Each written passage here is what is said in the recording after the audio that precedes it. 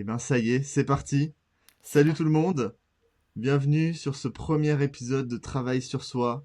Je suis Mika et je suis accompagné de Seina. Je suis super content d'être avec toi aujourd'hui, Seina. Coucou. Du coup, le but du jeu, c'est quoi? C'est on lance ce podcast Travail sur soi où on va parler d'entrepreneuriat, de productivité, de santé mentale, que ce soit à deux, que ce soit avec des invités. Donc on va bien s'amuser, on va papoter, on va discuter de plein de sujets intéressants. Vous allez voir qu'il y a beaucoup d'improvisation et de choses non préparées, mais ça va rajouter un petit peu ce côté authentique qu'on recherche. Est-ce que C'est tu es ça. prête? Ouais, je suis super prête et super contente d'être là et de faire ce premier podcast. Eh ben écoute, let's go. L'idée c'est que on commence donc ce premier épisode avec un format un petit peu interview. C'est moi qui vais t'interviewer, du coup, Saina, te poser des questions, creuser un Yes. petit peu, ben voilà, qu'est-ce que c'est le travail sur toi, qu'est-ce que tu as mis en place au niveau entrepreneurial, de la productivité, etc. Et puis la semaine prochaine, on inversera les rôles et ce sera toi qui me poseras des questions.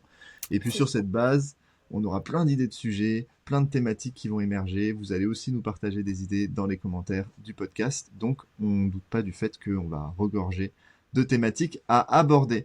Saina, déjà, pour ceux qui te connaissent pas forcément ou qui viennent de mon audience, est-ce que tu peux te présenter?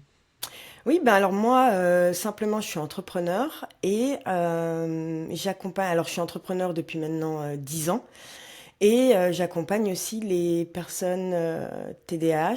J'ai suivi une certification de coach pour accompagner les personnes TDAH, les adultes, dans la psychoéducation en, en grande partie. Mhm. En grande partie. Donc voilà ce que je suis. Voilà ce que je suis.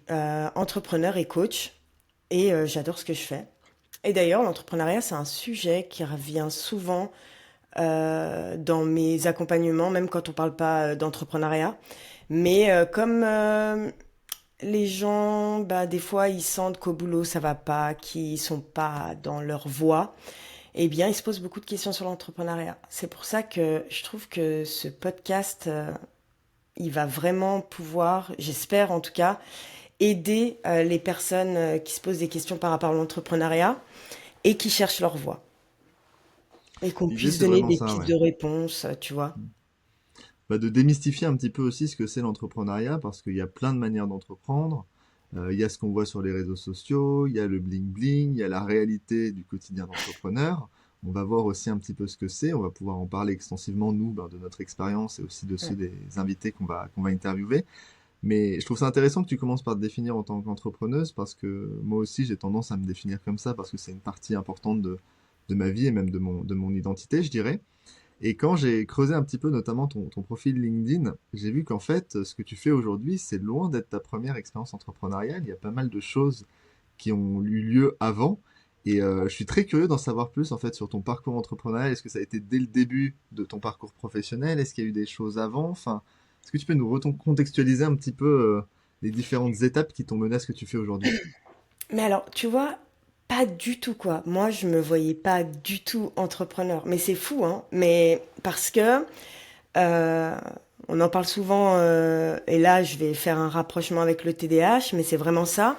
Le truc, c'est que, tu sais, je vois toujours des entrepreneurs qui parlent de leur storytelling, puis ils t'expliquent en gros comme quoi c'est presque dans leur ADN, tu vois, d'entreprendre et puis de créer de la valeur et de l'argent, tout ça.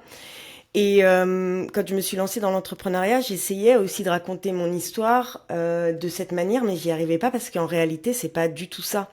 Ce qui s'est passé, c'est que dès mon plus jeune âge, tu vois, j'avais toujours cette sensation, ben, de pas. Tu vois, j'étais tout le temps en suradaptation dans un groupe ou dans un endroit, et je savais que, ben, bien travailler à l'école, avoir un bon métier, en réalité, c'est ce qu'on attendait de moi, chez moi, et dans la société.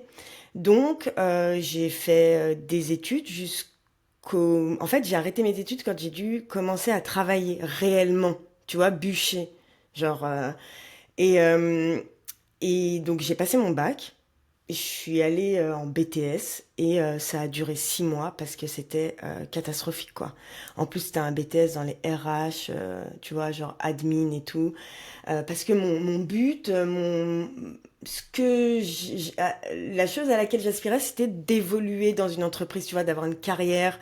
Et puis, c'était aussi un peu, tu sais, comme tu vois dans les séries, dans les films, quoi, ces espèces de girl boss qui ont un super job et tout. Vraiment, j'avais cette image et tout. Et bah, quand je suis allée après le bac, bah, c'était un peu catastrophique. Donc, je suis partie. Et comme j'habitais en France à l'époque, j'étais donc frontalière. J'allais travailler à Genève. Puis, ce qu'il faut savoir, c'est que les salaires entre la Genève et la France, ça n'a rien à voir. Donc j'avais posé des petites candidatures là et j'ai été prise dans une société où j'étais assistante de direction. Je gagnais presque 4 000 € par mois. Enfin, tu vois le truc. Mais il y a une chose aussi, et c'est peut-être un peu long l'explication, mais c'est important, c'est que d'aussi loin que je me rappelle, j'ai toujours eu besoin d'être libre, entre guillemets, financièrement. C'est-à-dire que à côté de mon collège, j'habitais dans un trou paumé, il y avait un supermarché, et dès la quatrième, j'ai commencé à travailler là-bas, tu vois. Parce qu'il me fallait de l'argent. J'avais envie de gagner de l'argent. Donc j'ai toujours travaillé en réalité. Et puis, ce qui s'est passé, c'est que bah, d'expérience en expérience, alors moi, ma vie professionnelle, elle a été un peu, en tant que salarié, ça a été chaotique. Et des fois, c'est des choses que je regrette parce que je me dis, maintenant que je suis entrepreneur, j'aurais pas voulu avoir une employée comme moi, tu vois. Et soit je me faisais virer, donc clairement, ou soit je partais, ou des fois je revenais même plus. Enfin, je te jure, des fois j'ai des espèces de relents quand je repense à ça et je me dis, mais alors je pense que c'est un tout, hein. C'est la maturité, c'est le TDAH non diagnostiqué, c'est aussi, tu sais, quand tu sais pas réellement ce que tu veux faire, tu as l'impression que tu changes toujours d'avis. Mm. Et changer d'avis dans notre société, c'est pas bien vu parce qu'en réalité, tu fais tes études, tu sais absolument ce que tu dois faire. Enfin, c'est comme si tout devait être inné, tu vois. Alors que moi, pas du tout. Et à chaque entretien, j'ai toujours eu cette sensation où l'employeur, il était hyper heureux en fait de m'avoir dans la team, ça se passait toujours bien parce que j'ai un capital social qui est là, tu vois. Et moi, j'étais réellement motivée. Boum, on me prenait, c'était super. Et puis, tu vois, je partais, je me disais là, je vais bosser. Et puis voilà, 6 mois, un an, bref. Et donc, Et ça, c'était quand, du coup? T'avais quel âge? C'était à quelle période, ça, cette errance un c'était petit peu là? ouais, ça, c'était de mes 20 ans à mes 22 ans. Parce Mhm. qu'après, j'ai rencontré mon mari. Ok. Mon mari, lui, il est entrepreneur. Et je savais pas du tout ce que c'était. Parce que ce qu'il faut savoir, c'est que moi, le métier de chef d'entreprise, entrepreneuriat, c'était vraiment le mec qui arrive dans son bureau, il dirige une multinationale, enfin, tu vois le truc. Et en fait, quand j'ai connu mon mari, je venais de me faire virer, je travaillais dans une étude d'avocat. Et je le voyais bosser, et je me disais, mais putain, il fait quoi? Le gars, il se réveillait le matin, donc il allait boire son café, tranquille, il lisait son journal, à l'époque. Euh, il rentrait, il bossait, je me rappelle, donc je l'ai connu, et puis je me suis fait virer, donc hyper mal, estime de soi au plus bas et tout. Lui, je le voyais bosser comme un fou, et donc j'ai trouvé un travail entre-temps. Puis tu sais, des fois, il m'appelait à 2 heures de l'après-midi, il me disait, ouais, tu descends, tu viens, on va se manger un bout et tout. Je disais, mais je suis au boulot là. Il me fait, mais tu peux pas t'absenter 30 minutes, quoi, on va manger un truc et tout. Je disais, mais t'es fou, quoi. Tu vois, et puis je le voyais passer en bas. Il me fait, ah bah je passe en bas de ton bureau, puis je le voyais passer en bas et tout. Je me disais, putain, le mec, il va manger là, puis après, il va rentrer, il va bosser. Enfin, je sais pas, je me disais, mais c'est quoi ça, tu vois? Mm. Ouais, Et une puis, liberté un peu inhabituelle, quoi. ouais, bah, il était libre. Mais par contre, il bossait énormément. Mm. Ça, je le voyais. Tu sais, pour l'anecdote, c'est fou parce que quand on a décidé de vivre ensemble, il avait encore une télé à tube. Tu sais, télé avec le gros truc là derrière. Et moi, je regardais beaucoup la télé. Et donc, il est allé m'acheter une télé. Tu vois ce que je veux dire? Mm. Il m'a dit, tu regardes beaucoup la télé, je vais t'acheter une télé. Parce que lui, il regardait pas, tu vois, il était focus dans son business, il avait plein d'idées, enfin bref. Mhm. Et puis Qu'est-ce là, qu'il faisait à cette époque? il était dans les télécommunications. Ok. Donc achat et revente de minutes. Il développait aussi Hmm. des applications. Il a vraiment fait. Il est vraiment. En fait, tu sais, c'est le type d'entrepreneur que je suis pas. C'est quand ils voient une opportunité, ils arrivent à. En fait, ils sont passionnés par les opportunités. Tu vois? Ça veut dire qu'il peut y avoir, et je prends toujours cet exemple, il peut y avoir une opportunité sur, je sais pas, de la dentelle. Et ben, s'il voit que c'est une réelle opportunité de business, qu'on peut vraiment créer un business rentable et tout, il va devenir, il va se perfectionner dans la dentelle, tu vois. Hmm. Alors que moi, de mon côté, il y a quand même toute la passion, la mission qui vient. Bref, donc après j'ai eu mon fils. Je travaillais toujours dans cette boîte, c'était un peu start-up, donc c'était un peu plus, je veux dire, les gens étaient jeunes, c'était un peu plus léger. Donc c'est pour ça, c'est l'entreprise dans laquelle je suis restée le plus longtemps. C'était un peu plus léger, un peu plus cool, donc je pense que euh, ça, ça a fait que je suis restée longtemps là-bas. Enfin longtemps, je suis restée 3 ans et demi. Et puis, mais j'étais toujours pas satisfaite, tu vois. J'étais assistante administrative, j'étais dans de l'admin, enfin, j'étais pas à ce niveau-là, j'étais pas du tout épanouie et je suis tombée enceinte. Je suis tombée enceinte de mon premier garçon et en fait, ce qu'on sait pas, c'est que, enfin, ceux qui ont des enfants peut-être vont se retrouver, c'est que quand mon fils est né, je me suis dit mais qu'est-ce que je faisais avant de mon temps, tu sais?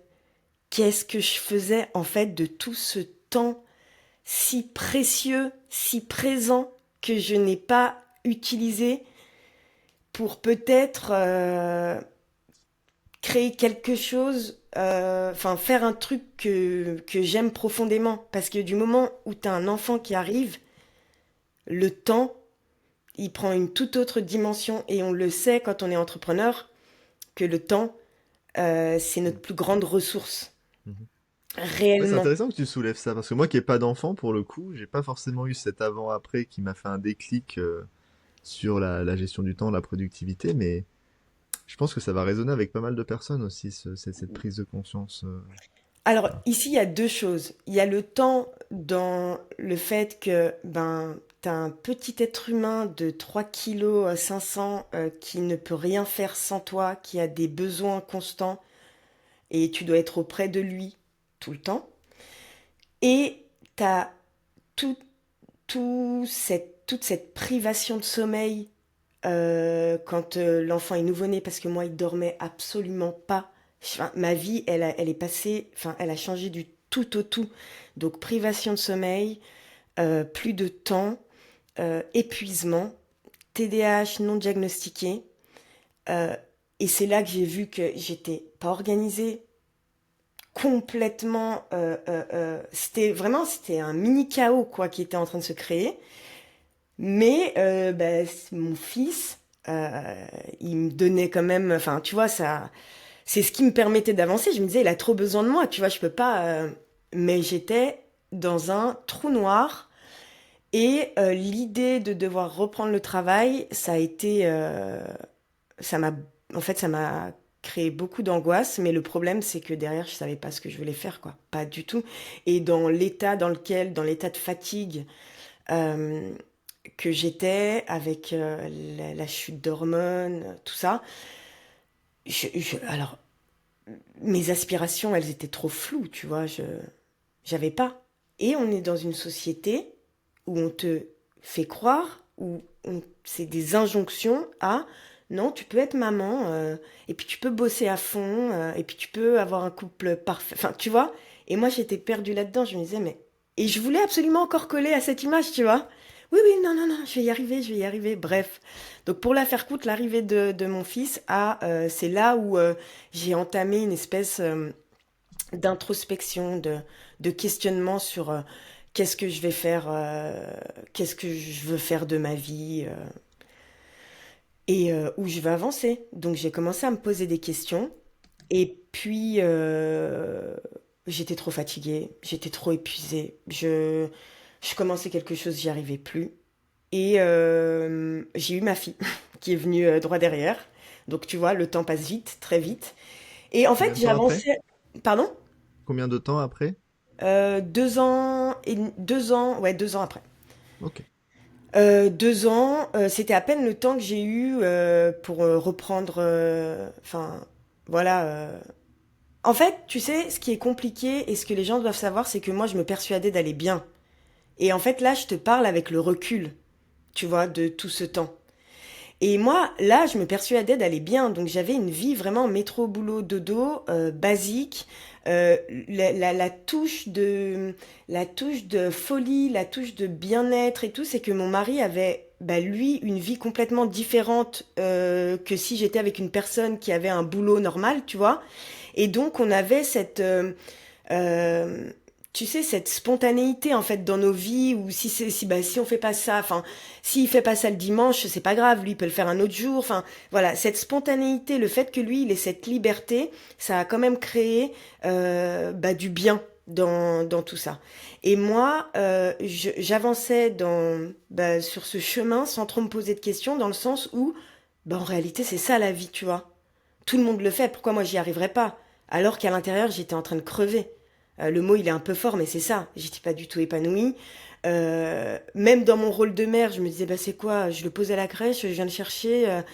Enfin, tout était, tu vois, tâche sur tâche, gestion de projet. Enfin, c'était vraiment la mort intérieure au niveau épanouissement.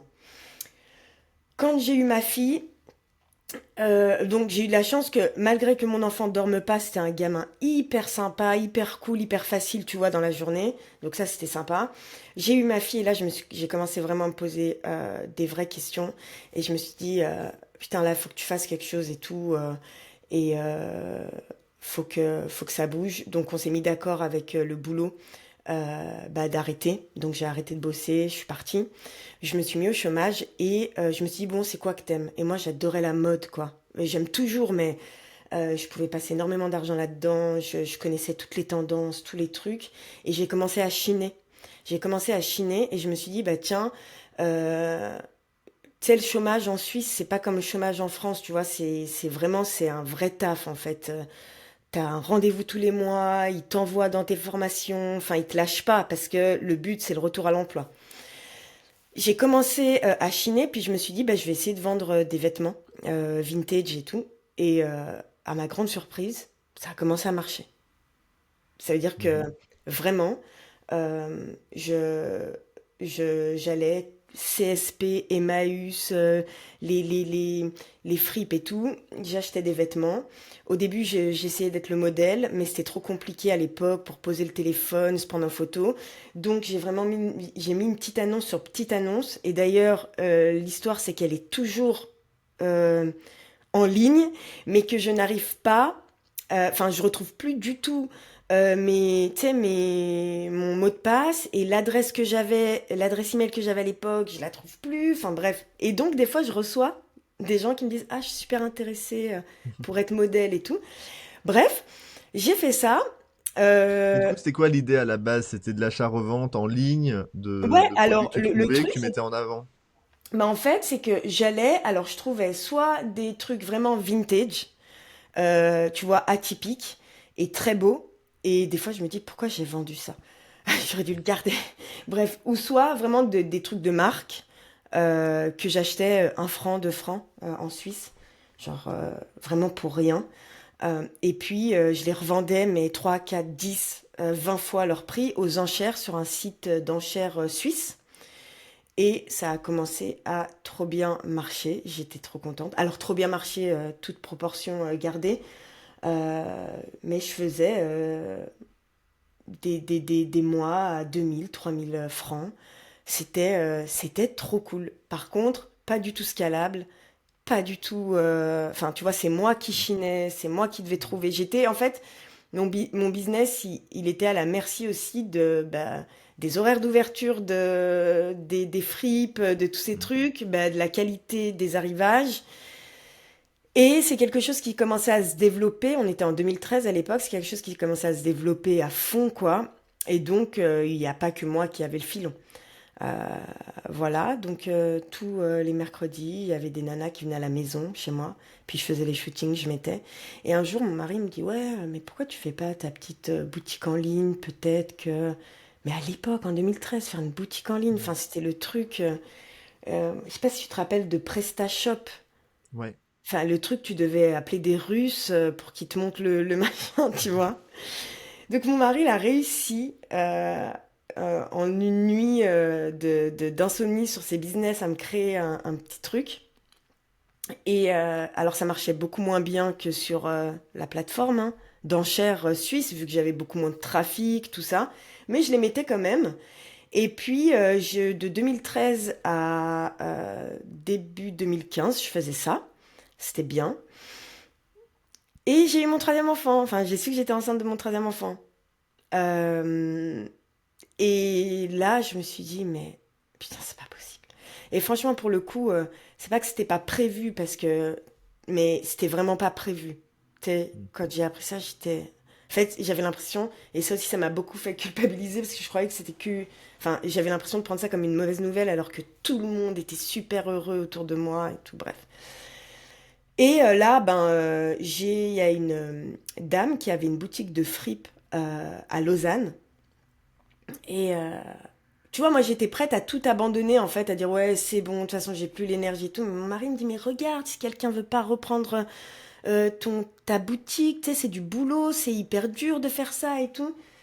Et j'ai revendu ça à une jeune femme très sympa à Lausanne qui a gardé le site pour sa boutique, boutique qui a malheureusement fermé. Mais voilà, comment ma première expérience entrepreneuriale. Euh, et après, tu vois, des fois, j'étais un peu mon mari dans son business et tout. Et en fait, ce truc, ça m'a lancé. J'ai su que ma voix, j'ai su que c'était là où je devais me lancer. Et après, je suis partie sur un projet beaucoup plus gros. Euh, Et par rapport à l'entrepreneuriat, vis-à-vis de toi, l'habitude que tu avais dans des jobs plus traditionnels, qu'est-ce qui te plaisait en particulier? Qu'est-ce qu'il y avait de nouveau que tu découvrais de différent dans la manière de travailler en fait? déjà, la discipline. Enfin, en fait, ce que en vrai de vrai, c'est la liberté. La liberté de mon temps. Sauf que on met souvent en avant l'entrepreneuriat comme étant libre, ce qui en soi est vrai, mais si tu gagnes pas d'argent, t'es pas libre. Tu vois ce que je veux dire? Si tu gagnes pas d'argent, tu peux juste dire que t'es entrepreneur. En fait, tout le monde peut s'autoproclamer ce qu'il veut. Mais si t'as pas quelque chose si t'as pas un produit qui plaît, qui se vend, ou un service qui se vend, bah tu génères pas d'argent et dans ce cas-là, t'es pas libre et euh, tu restes un peu dépendant d'un système social, par exemple, comme le chômage ou les indemnités ou tout ça. Et c'était cette liberté et c'est la créativité que je pouvais avoir. Tu vois, en fait, j'étais complètement investie dans le projet, complètement investie dans la construction. Ce que j'avais pas en entreprise, surtout que j'avais pas des postes haut placés, tu vois, de cadre ou quoi. J'étais assistante de direction, assistante RH, assistante administrative, donc ton impact, enfin, le reward que tu as de ça, bah, c'est ton salaire à la fin du mois et encore, tu vois, vu qu'il est plafonné. Et ça aussi, c'est quelque chose qui était très difficile pour moi. Alors c'est très culotté, je le sais, mais j'étais assistante et je voulais un salaire de ministre, quoi. Enfin, tu vois ce que je veux dire, et c'est nul hein, comme façon de penser. Mais j'ai toujours su que je voulais quand même avoir une certaine aisance financière. Ça, c'était quelque chose qui était sûr.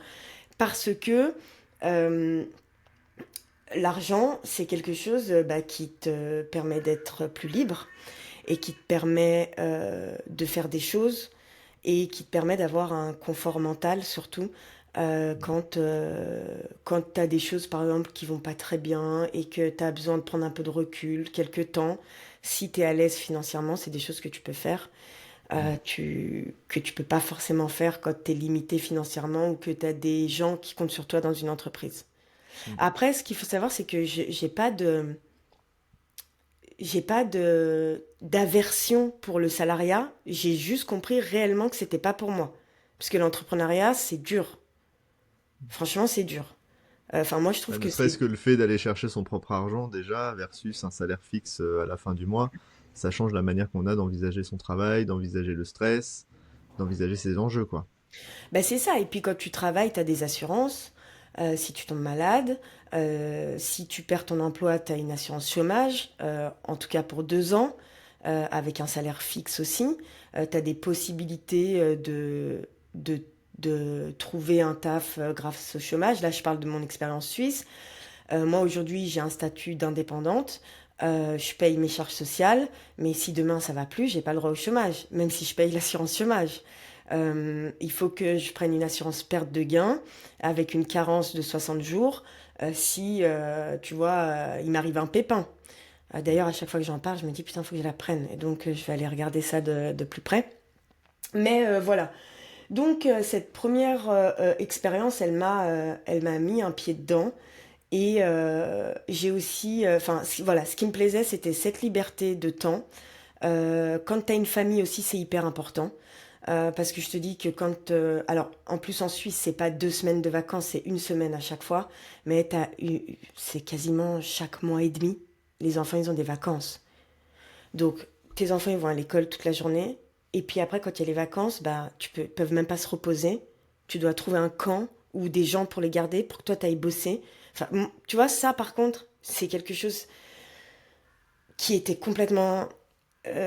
c'était trop difficile pour moi. Dans un premier temps, à cause de ma désorganisation, toute cette planification que je devais avoir, mais aussi pour ce rythme effréné. Et en fait, il n'y avait pas de sens, en fait, à courir comme ça, tu vois, pour un métier que je n'aimais pas et un salaire que je n'aimais pas, même si j'ai toujours été dans la gratitude. Je me suis dit, mais c'est quoi cette vie? C'est pas, tu vois, vraiment, je suis tombée dans des questions existentielles. Et ça jusqu'à 60 ans? Mais c'est pas possible, je vais pas, enfin, et plus tu persistes là-dedans, plus tu te sens nul, en fait, tu vois? Parce que tu crois que c'est juste une histoire de manière, ou une histoire de méthode, ou une histoire de stratégie. Et le problème, c'est que, en caché derrière tout ça, t'as quand même un trouble qui est là, et qu'on sait qu'il s'intensifie avec un tas de choses, en particulier l'arrivée des enfants, mais aussi le fait qu'ils ne soient pas diagnostiqués, où tu vas enraciner des habitudes, des mauvaises habitudes, ou même creuser encore cette faible estime qui était déjà inexistante à l'époque. Et en fait, tu rentres dans un espèce de schéma que tu penses être le bon, qui n'est pas le bon, mais en plus qui te détruit. Tu vois? Et encore une fois, là je le dis avec le recul, parce que j'étais réellement en train Tu sais, la vie, c'est un espèce d'équilibre. Tu peux être hyper heureuse chez toi, mais si c'est nul au boulot, ça va avoir un impact chez toi, que tu le veuilles ou non, tu vois.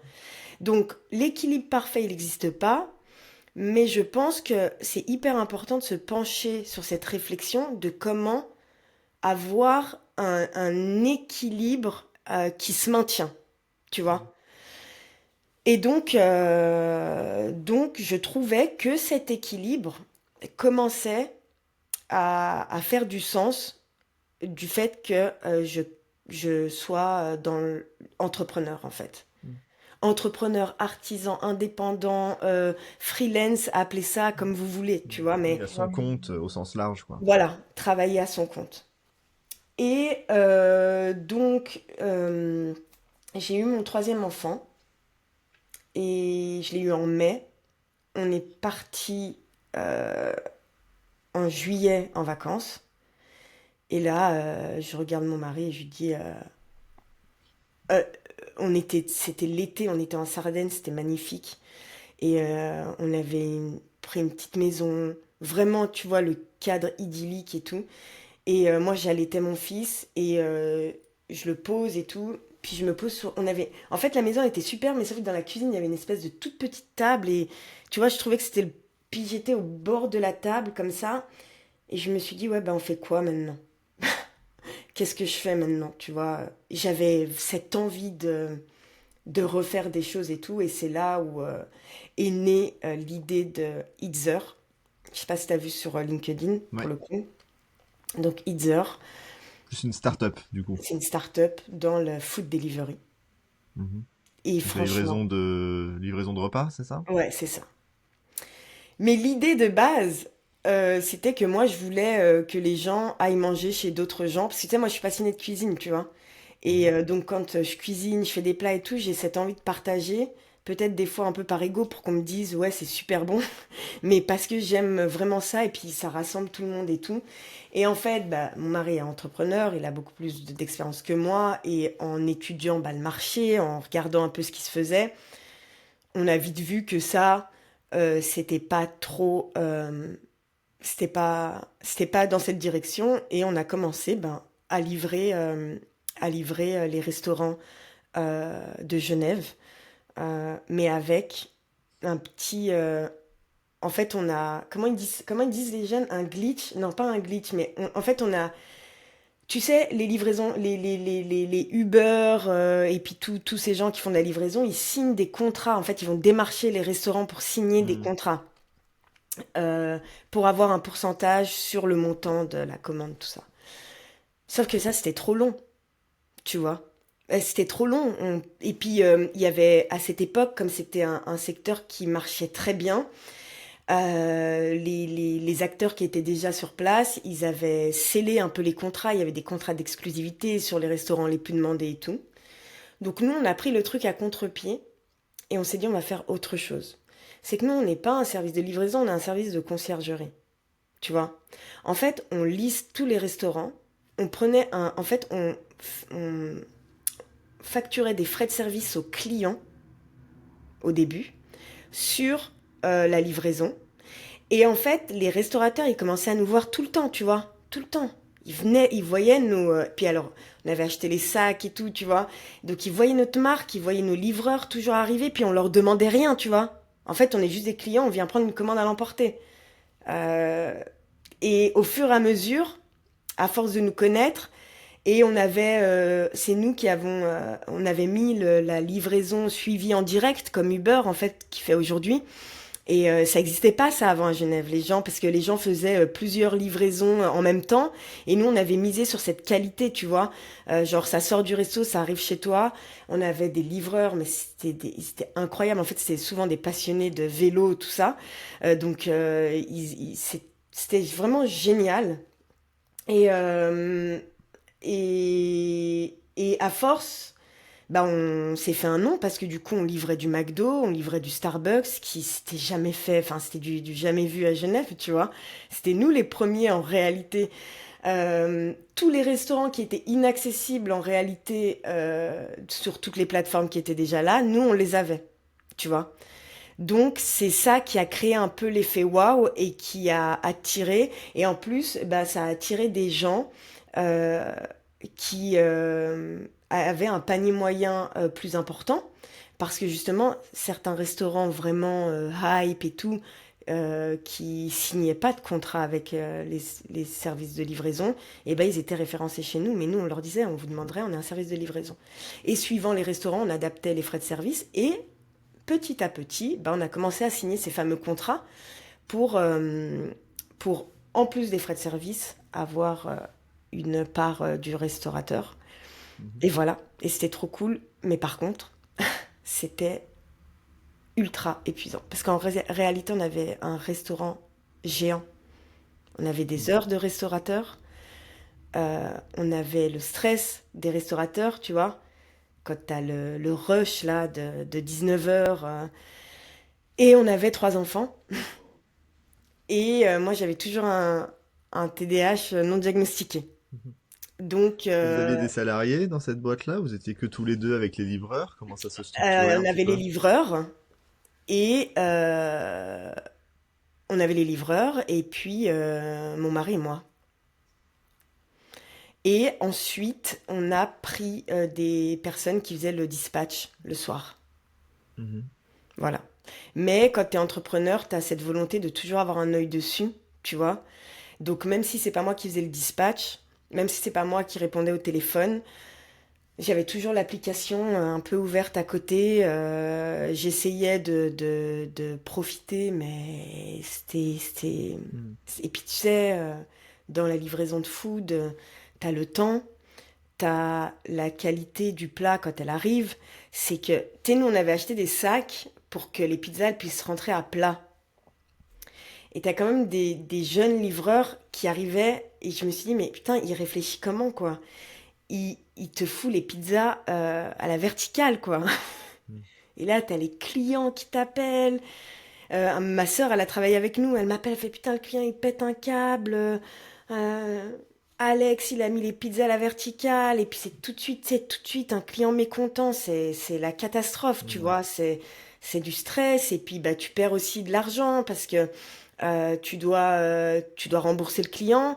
Mais après, c'est dur de dire à un livreur, souvent qui sont jeunes, de dire ouais, tu seras pas payé. Enfin, alors, on a appris petit à petit à mettre des règles, que tout le monde soit au clair, tu vois, avec le process, les règles, tu vois, au fur et à mesure de tout ça, on a affiné les process, tout s'est affiné et c'était cool. Sauf que bon, Hmm. les marges dans la food delivery, c'est pas fou. Il faut Il va falloir énormément beaucoup de de, volume, quoi. voilà, faut faire du volume à fond. Euh, le tournus de livreur, c'est Hmm. impressionnant.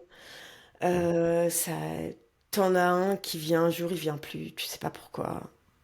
Hmm. Euh, En Suisse, les gens payent encore souvent en cash, en tout cas à l'époque, pour donc tu devais aussi gérer du cash, tu devais compter les Mhm. caisses, tu devais avoir confiance aux Vous aviez gens créé une app pour... pour que les gens puissent commander ou que vous fassiez Non, c'était tout sur l'intermédiation? PC, mais c'était super responsive sur le portable.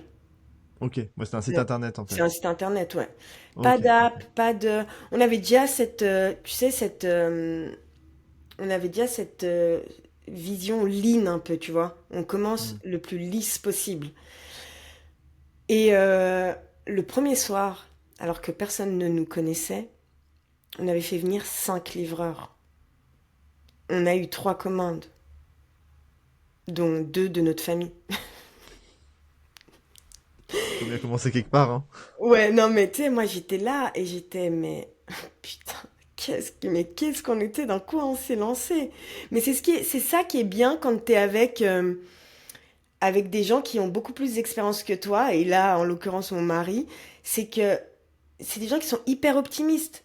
Putain, il y a une personne qui est venue sur Internet et qui nous a trouvés et qui a commandé le premier soir où on a ouvert. C'est ouf, tu vois. C'est super.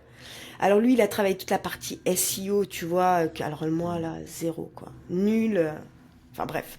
Donc voilà, ça c'était mon expérience entrepreneuriale dans le vrai monde de la start-up, tu sais, où, il y avait d'autres gens avec moi, où je suis allée parler à la télé pour ça. Il y a eu des articles dans les journaux. Depuis, je me méfie à fond des journalistes, je les aime pas. Mais voilà quoi, non, c'était une Hmm. bonne expérience. Euh, Et comment ça s'est fini du coup? Qu'est-ce qui a fait que aujourd'hui t'es pas encore dans ce business-là? alors, il y a deux choses, c'est que le... Bah, alors quand ça commence, ça marche et tout, t'es super contente et ça c'est cool. Et après, bah, quand tu rentres un peu plus... Bon, on a fait 800 000 francs de chiffre d'affaires la première année quand même, hein. Donc Mhm. c'est pas mal du tout. Mais les gens, il faut bien qu'ils fassent la différence entre chiffre d'affaires et bénéfice. Et c'est là que... Voilà. Moi, j'avais un petit salaire, mais j'en avais quand même un.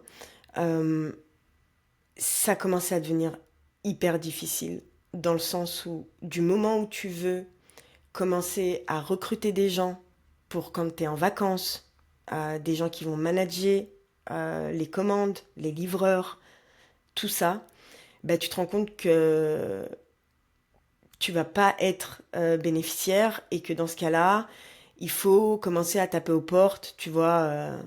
pour essayer de lever des fonds ou de faire rentrer des gens, faire rentrer de l'argent, tu vois, pour dire qu'en réalité, bah, il y a un avenir dans cette boîte et que, voilà, Mm. que les gens misent sur toi, en fait. Ouais, Et parce que là, eux, ils sont salariés, donc ils ont aussi envie de stabilité, de se projeter, de mais faire c'est confiance ça, à la structure, quoi. ouais. Et c'est pas... En fait, en prenant encore une fois du recul et en ayant quelqu'un bah, avec l'expérience, en discutant, on s'est dit, mais ça va pas être rentable cette histoire sur le long terme, tu vois. Parce qu'il faudra de plus en plus d'employés, parce qu'il faudra un nombre infini de commandes et enfin du volume et surtout que là les frais de service qu'on facturait qui étaient entre 15 et 20%, ils allaient on allait devoir commencer à signer ces fameux contrats avec tout le monde et donc ça allait être hyper enfin voilà, ça allait être un taf hyper important, mais surtout que en fait quand t'as une famille, c'est pas un business familial quoi. Tu vois ce que je veux dire? C'est pas un business où tu peux le soir être posé avec tes enfants et tout. Euh, c'est ça moi Mm. voilà, qui me faisait poser des questions. J'étais épuisée et surtout on a appris que ma mère avait un cancer à cette époque. Et là, il y a tout tu vois, qui s'est effondré un peu. Je parle psychologiquement. Et encore une fois, euh, je voulais. En fait, c'est comme si j'avais quelque chose à prouver en disant, regardez, ben moi j'ai un business, même si le business en soi, c'était pas réellement là où j'étais le plus épanouie. Parce que tu sais, quand ça commence à marcher et tout, c'est cool, mais après sur le long terme, enfin voilà, il y a plein de questions qui viennent Mm. se bousculer. C'est pour ça que c'est important de comprendre que quand on a bien pesé le pour ou le contre, c'est pas grave de changer d'avis. Mm. Tu vois ce que je veux dire? Mm. Et ma mère a commencé, enfin ma mère est tombée malade, donc on a commencé les traitements. Il y a tout un peu qui s'est chamboulé dans notre famille. Je parle là plus du côté bah, frère, sœur, mon père, tout ça. Ma mère, elle a commencé ses traitements. J'allais à tous ces traitements avec ma sœur qui était au dispatch. Donc ma sœur, elle passait des fois des journées à la chimio, elle rentrait le soir, elle faisait son dispatch. On avait ce stress, en fait, cette épée de Damoclès un peu sur la tête de bah, c'est quoi la suite, tu vois, qu'est-ce qui va nous tomber dessus et tout.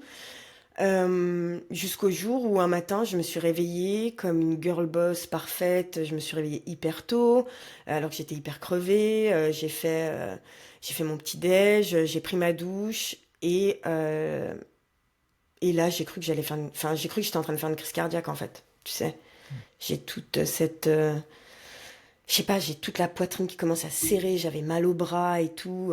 Alors, je suis allée tranquillement pour essayer de boire de l'eau. Et en fait, l'eau, elle passait même pas dans ma gorge. Enfin, tu vois, le truc horrible. Mm. Et là, je me suis dit, c'est bon, je suis en train de crever, quoi. Et en fait, c'était une attaque de panique, quoi. Une crise de panique, un truc. Je suis arrivée à l'hôpital, ils m'ont fait tous les tests, tous les... Putain, ce jour-là, je m'en souviendrai toujours, mais j'étais dans un état et j'ai cru que... Je me suis dit, en fait, moi aussi, j'ai une maladie, tu vois.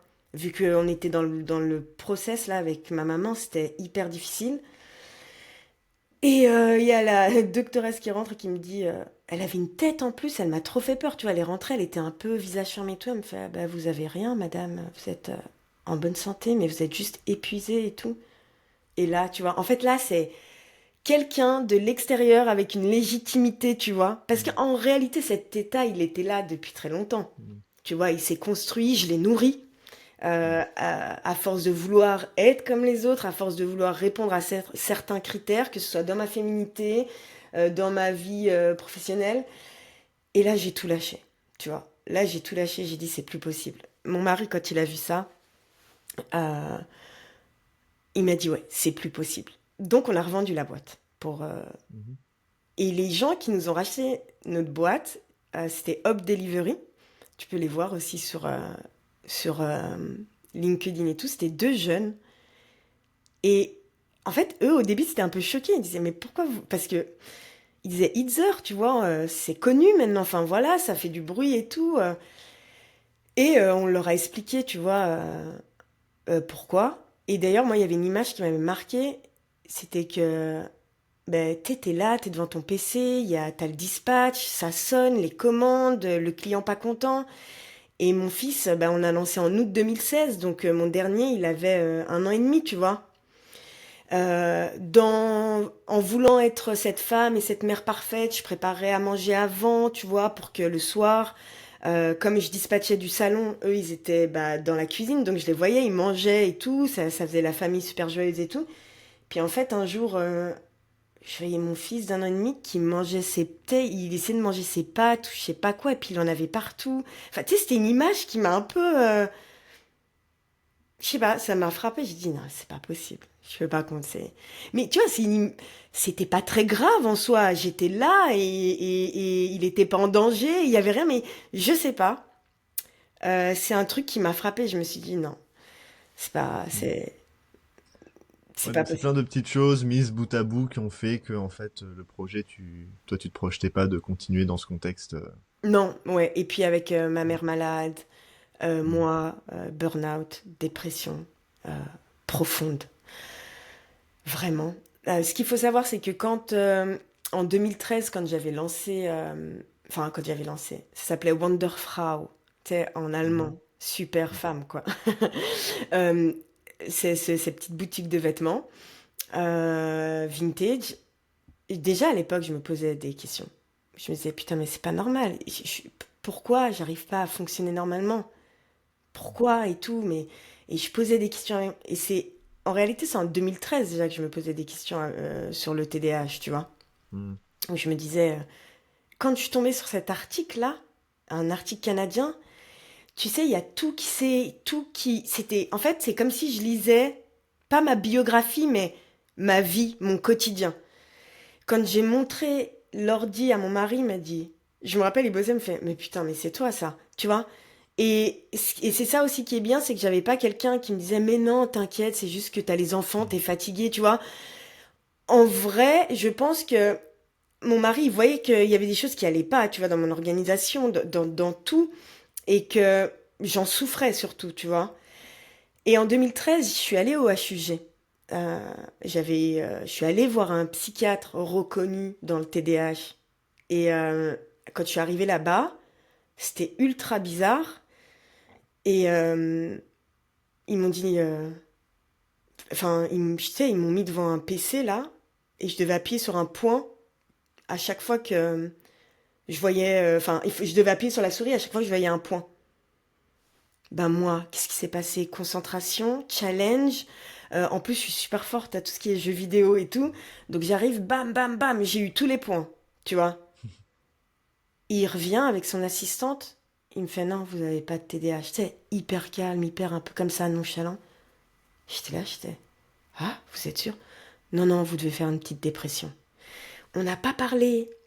J'ai pas eu de rien, tu vois. Il m'a juste posé un peu des questions sur ma vie. Est-ce que je travaillais? Enfin, des trucs comme ça, tu vois. Mais rien. Et je suis sortie de là-bas. Mon mari m'attendait en bas. J'ai dit, ben, c'est pas ça et tout. Et en fait, tu vois, là, moi, dans mon cerveau, je me disais, encore plus, vu que j'ai vu tu sais, un professionnel, quelqu'un qui connaît tout ça, j'ai pas de TDAH, donc je suis le problème. Tu vois, c'est moi qui est bizarre, c'est moi qui fonctionne pas bien. Ça a ancré quand même cette idée. Et puis, ouais, voilà quoi. Après, quand 2018, 2017, non, 2018, je sais plus. Alors moi, les dates et tout, c'est compliqué, mais Mm. voilà, j'ai fait cette panique, cette crise de Ouais. panique. Donc après la deuxième entreprise.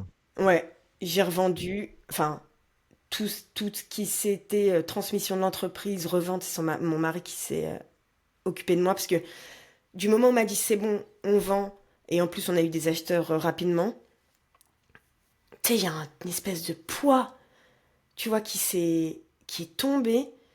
Et là aussi, je remettais en question le fait de est-ce que je suis réellement entrepreneur ou pas? Mm. Parce que est-ce que j'ai pas assez? Est-ce que je suis allée jusqu'au bout? Est-ce que j'ai utilisé toutes les solutions pour que mon business il marche? Euh, alors qu'il marchait, tu vois, et enfin qui marchait en l'état.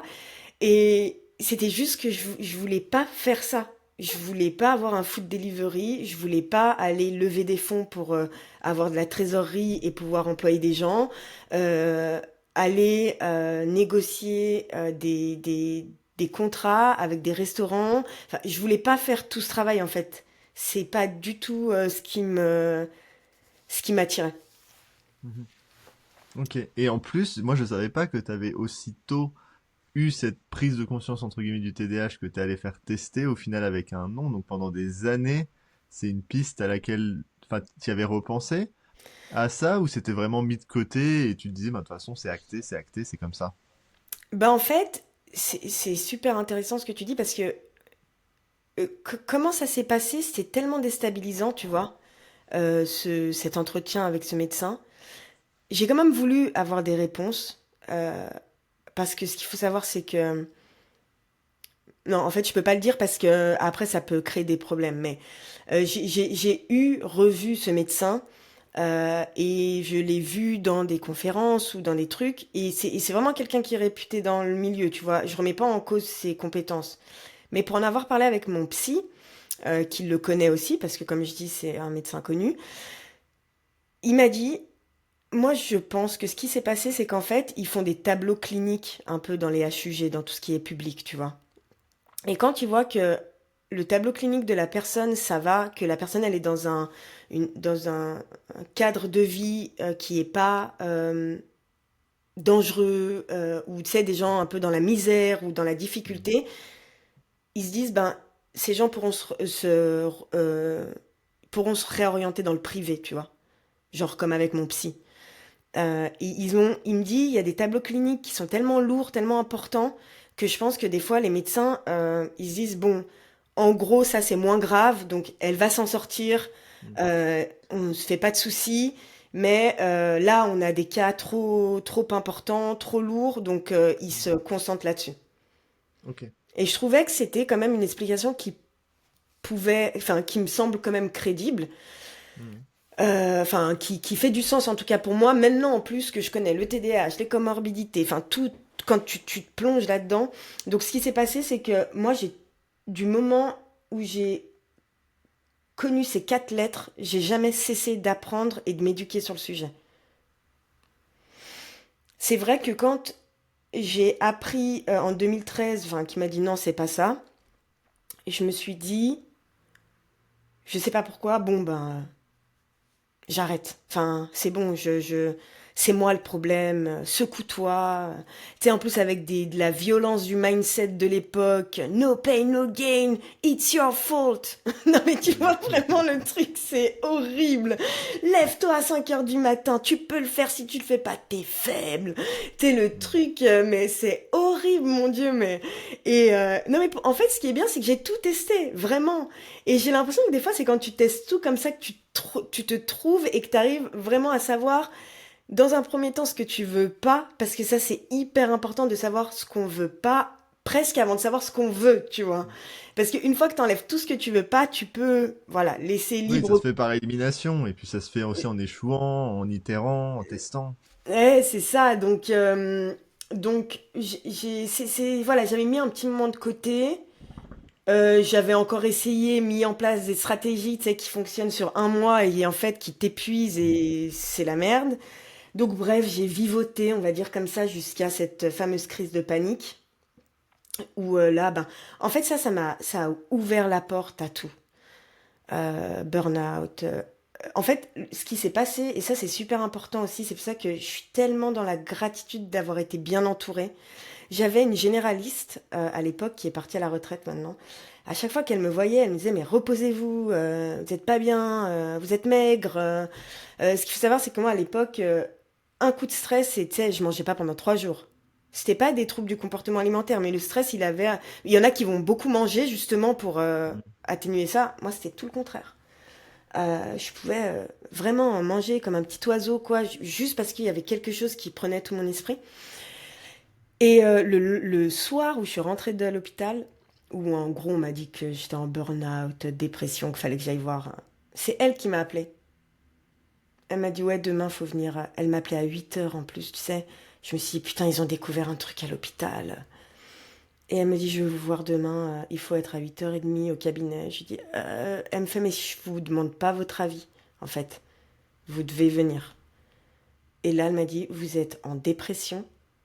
T'étais là, non, c'est impossible, c'est tout dans le mental. Non, mais, tu vois, non, mais vraiment, de toute façon, j'avais même pas la force de lutter contre ce qu'elle me disait, tu vois. J'étais juste en train de pleurer. Je chialais. Et ça me faisait du bien. Et en fait, c'est comme si, je te jure, c'est ce que je dis aux gens, parce que des fois, tu vois des gens, même dans l'entrepreneuriat, qui se tuent dans un truc. Je leur dis, mais lâche un peu prise. Arrête de trop focus là. Enfin, pendant 2, 3 jours, essaye de faire autre chose. Mais j'ai l'impression qu'on doit tous expérimenter ce mur, en fait. On doit tous se le prendre à un moment ou à un autre. Et c'est à partir de là où tu prends du recul et que quand les gens te disent des choses, surtout les gens qui ont de l'expérience, qui sont passés par là où t'es passé, bah tu les écoutes mieux, tu vois, et tu prends les conseils. Et j'ai l'impression que c'est là où tu deviens un peu avide aussi de conseils. Tu veux qu'on te conseille pour éviter de faire les erreurs, tu vois. Mm. Ouais.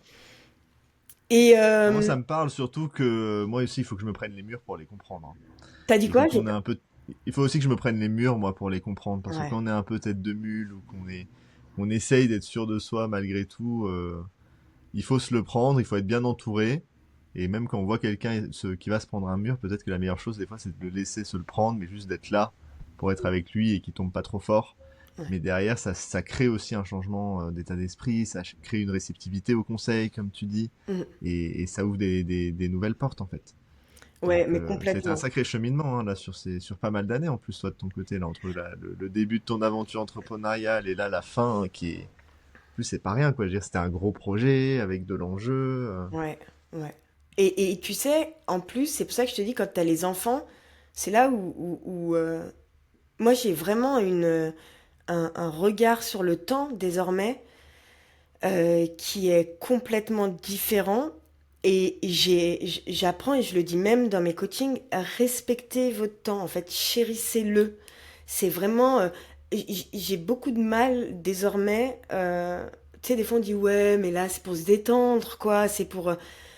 tu sais, des moments où j'ai l'impression que mon temps, il est volé. Alors ça peut paraître bizarre, comme je dis, mais des choses qui ne m'apportent rien, juste pour la bienséance, je le fais plus, ça. Je fais plus ce genre de choses. Et dans la politesse et dans la classe, hein, je suis pas... tu sais, j'ai pas besoin de déclarer tout ça. C'est juste que maintenant que je me connais bien et tout, je sais que quand on va me proposer tel ou tel truc, je sais que... Et quand je dis m'apporter quelque chose, c'est pas forcément dans l'entrepreneuriat, c'est dans mon bien-être, dans, tu sais, un bon moment entre amis et tout. Mais je sais des fois que là, non, j'ai pas envie, je sais comment ça va se passer. La soirée, ça va être lourd, les sujets de conversation ne vont pas m'intéresser. Et je préfère, bah, je sais pas, rester chez moi, lire un bon livre, regarder un bon film, ou dormir, ou tu vois, où là, je sais que, voilà, ça m'apportera quelque chose. Parce que la vitesse à laquelle c'est passé tout ça, c'était violent en fait.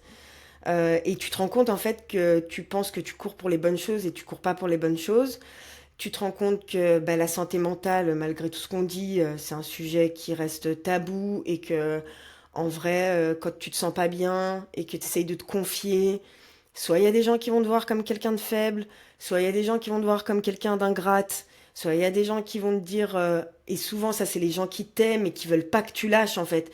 Mais non, c'est parce que t'es maman, tu sais, t'inquiète pas, t'es courageuse, tu vas y arriver. Donc on t'encense aussi d'un autre côté sans réellement voir ta vraie souffrance, tu vois. Et bah, tout ça, en plus d'être entrepreneur et de vouloir réussir et de trouver ta mission, c'est beaucoup. Tu vois, c'est beaucoup, mais je ferai pas marche arrière.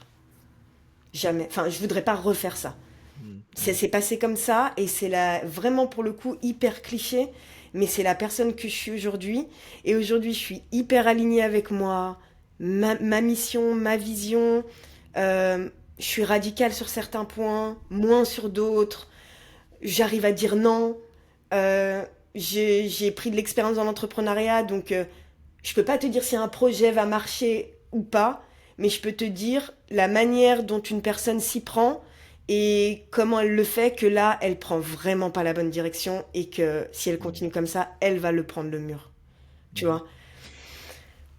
Et Donc, donc après cette expérience-là, après cette crise de panique, après un petit peu ce moment fondateur, qu'est-ce qui ouais. s'est passé? Comment t'es remonté du trou entre guillemets? Bah, comment je suis remontée du trou, c'est que j'ai pris des antidépresseurs déjà. Genre, le mot, il m'a tuée. L'ordonnance, encore plus. Mais encore une fois, j'étais bien entourée. Et mon mari qui me dit, écoute, en fait, tu sais, c'est ce truc de tu payes pour voir.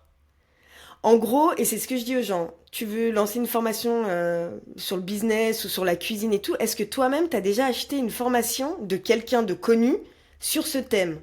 Tu vois, pour voir un peu ce que c'est? Ben non. Ben, comment tu veux savoir en fait? À un moment, il faut, tu vois, il faut tester pour voir et payer pour voir ou avaler une pilule pour voir. Il m'a dit, en fait, c'est simple. Parce que tu vois, moi, je réfléchissais trop. Antidépresseurs, faiblesse, médicaments, enfin, tout était trop, tu vois. C'était trop pour moi. Qui jamais n'aurait pris un Doliprane, un Dafalgan pour un mal de tête, tu vois. Il m'a dit, écoute, tu prends, tu testes, si t'es pas bien, t'arrêtes, et puis tu le dis au docteur. J'ai dit, ouais, t'as raison, c'est vrai. Donc j'ai pris des antidépresseurs et waouh, euh, ça m'a j'ai vu, tu vois, en fait c'est t'es dans le noir et puis petit à petit il y a de la lumière et tu commences à voir l'horizon en fait. Et là ça a été franchement une, une un moment de ma vie où tu vois c'est là où tu fais des shifts aussi dans ton état d'esprit où tu dis mais comment. Et il y a eu aussi une culpabilité d'avoir eu des jugements sur des gens qui prenaient des médicaments. Par exemple, tu vois, et ça te revient dans la figure, tu sais, c'est dur à prendre, hein, parce que j'étais peut-être jeune, hautaine, enfin, je l'ai jamais fait de mal à personne, hein, je l'ai jamais dit, mais pour moi, les gens qui devaient prendre des médicaments pour aller mieux, ben franchement, c'était un peu des faibles. Et je le regrette amèrement d'avoir pu le penser, tu vois. Mhm. Et je suis allée voir une psychologue parce que je me suis dit, ce serait peut-être pas mal. Enfin, avec ma doctorate, ça me dit, ce serait pas mal juste de parler, quoi. Parce que pour moi, j'avais pas forcément de problème. C'était juste moi le problème. On est allé parler, sauf qu'à l'époque, les psychologues, ben, c'était pas remboursé comme aujourd'hui. J'avais, je sais pas, 7 séances ou 10 séances, je sais plus. Et puis après, c'était 150 balles, donc c'était cher, tu vois. Euh, et donc je l'ai vue, elle était très expérimentée. Euh, elle m'avait écouté. On n'a pas fait un travail sur le fond parce qu'on n'a pas pu, mais j'avais trouvé cet espace et elle a renvoyé son rapport un peu. Elle m'a dit, est-ce que je peux faire un rapport à votre doctoresse? J'ai dit oui. J'ai pris rendez-vous avec ma doctoresse. Je suis allée et c'est là où j'ai vu suspicion TDAH avec 4 plus. Plus, plus, plus, plus. J'ai fait un putain. Et là, il y a tout qui s'est effondré encore une fois. J'ai dit, je le savais, je le savais.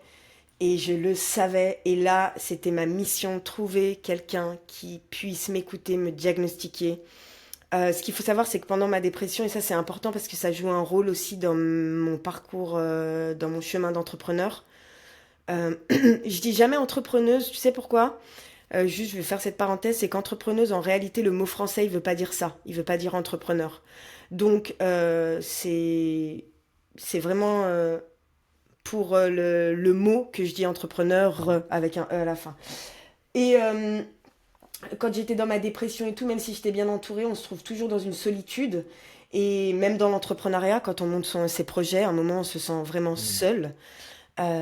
Et dans cette dépression, je me suis sentie un moment très très seule. Et pourtant, j'étais très entourée. Pas que les gens ne me comprenaient pas qu'ils voulaient pas m'aider. C'est juste que c'est un travail que tu dois faire avec toi et toi.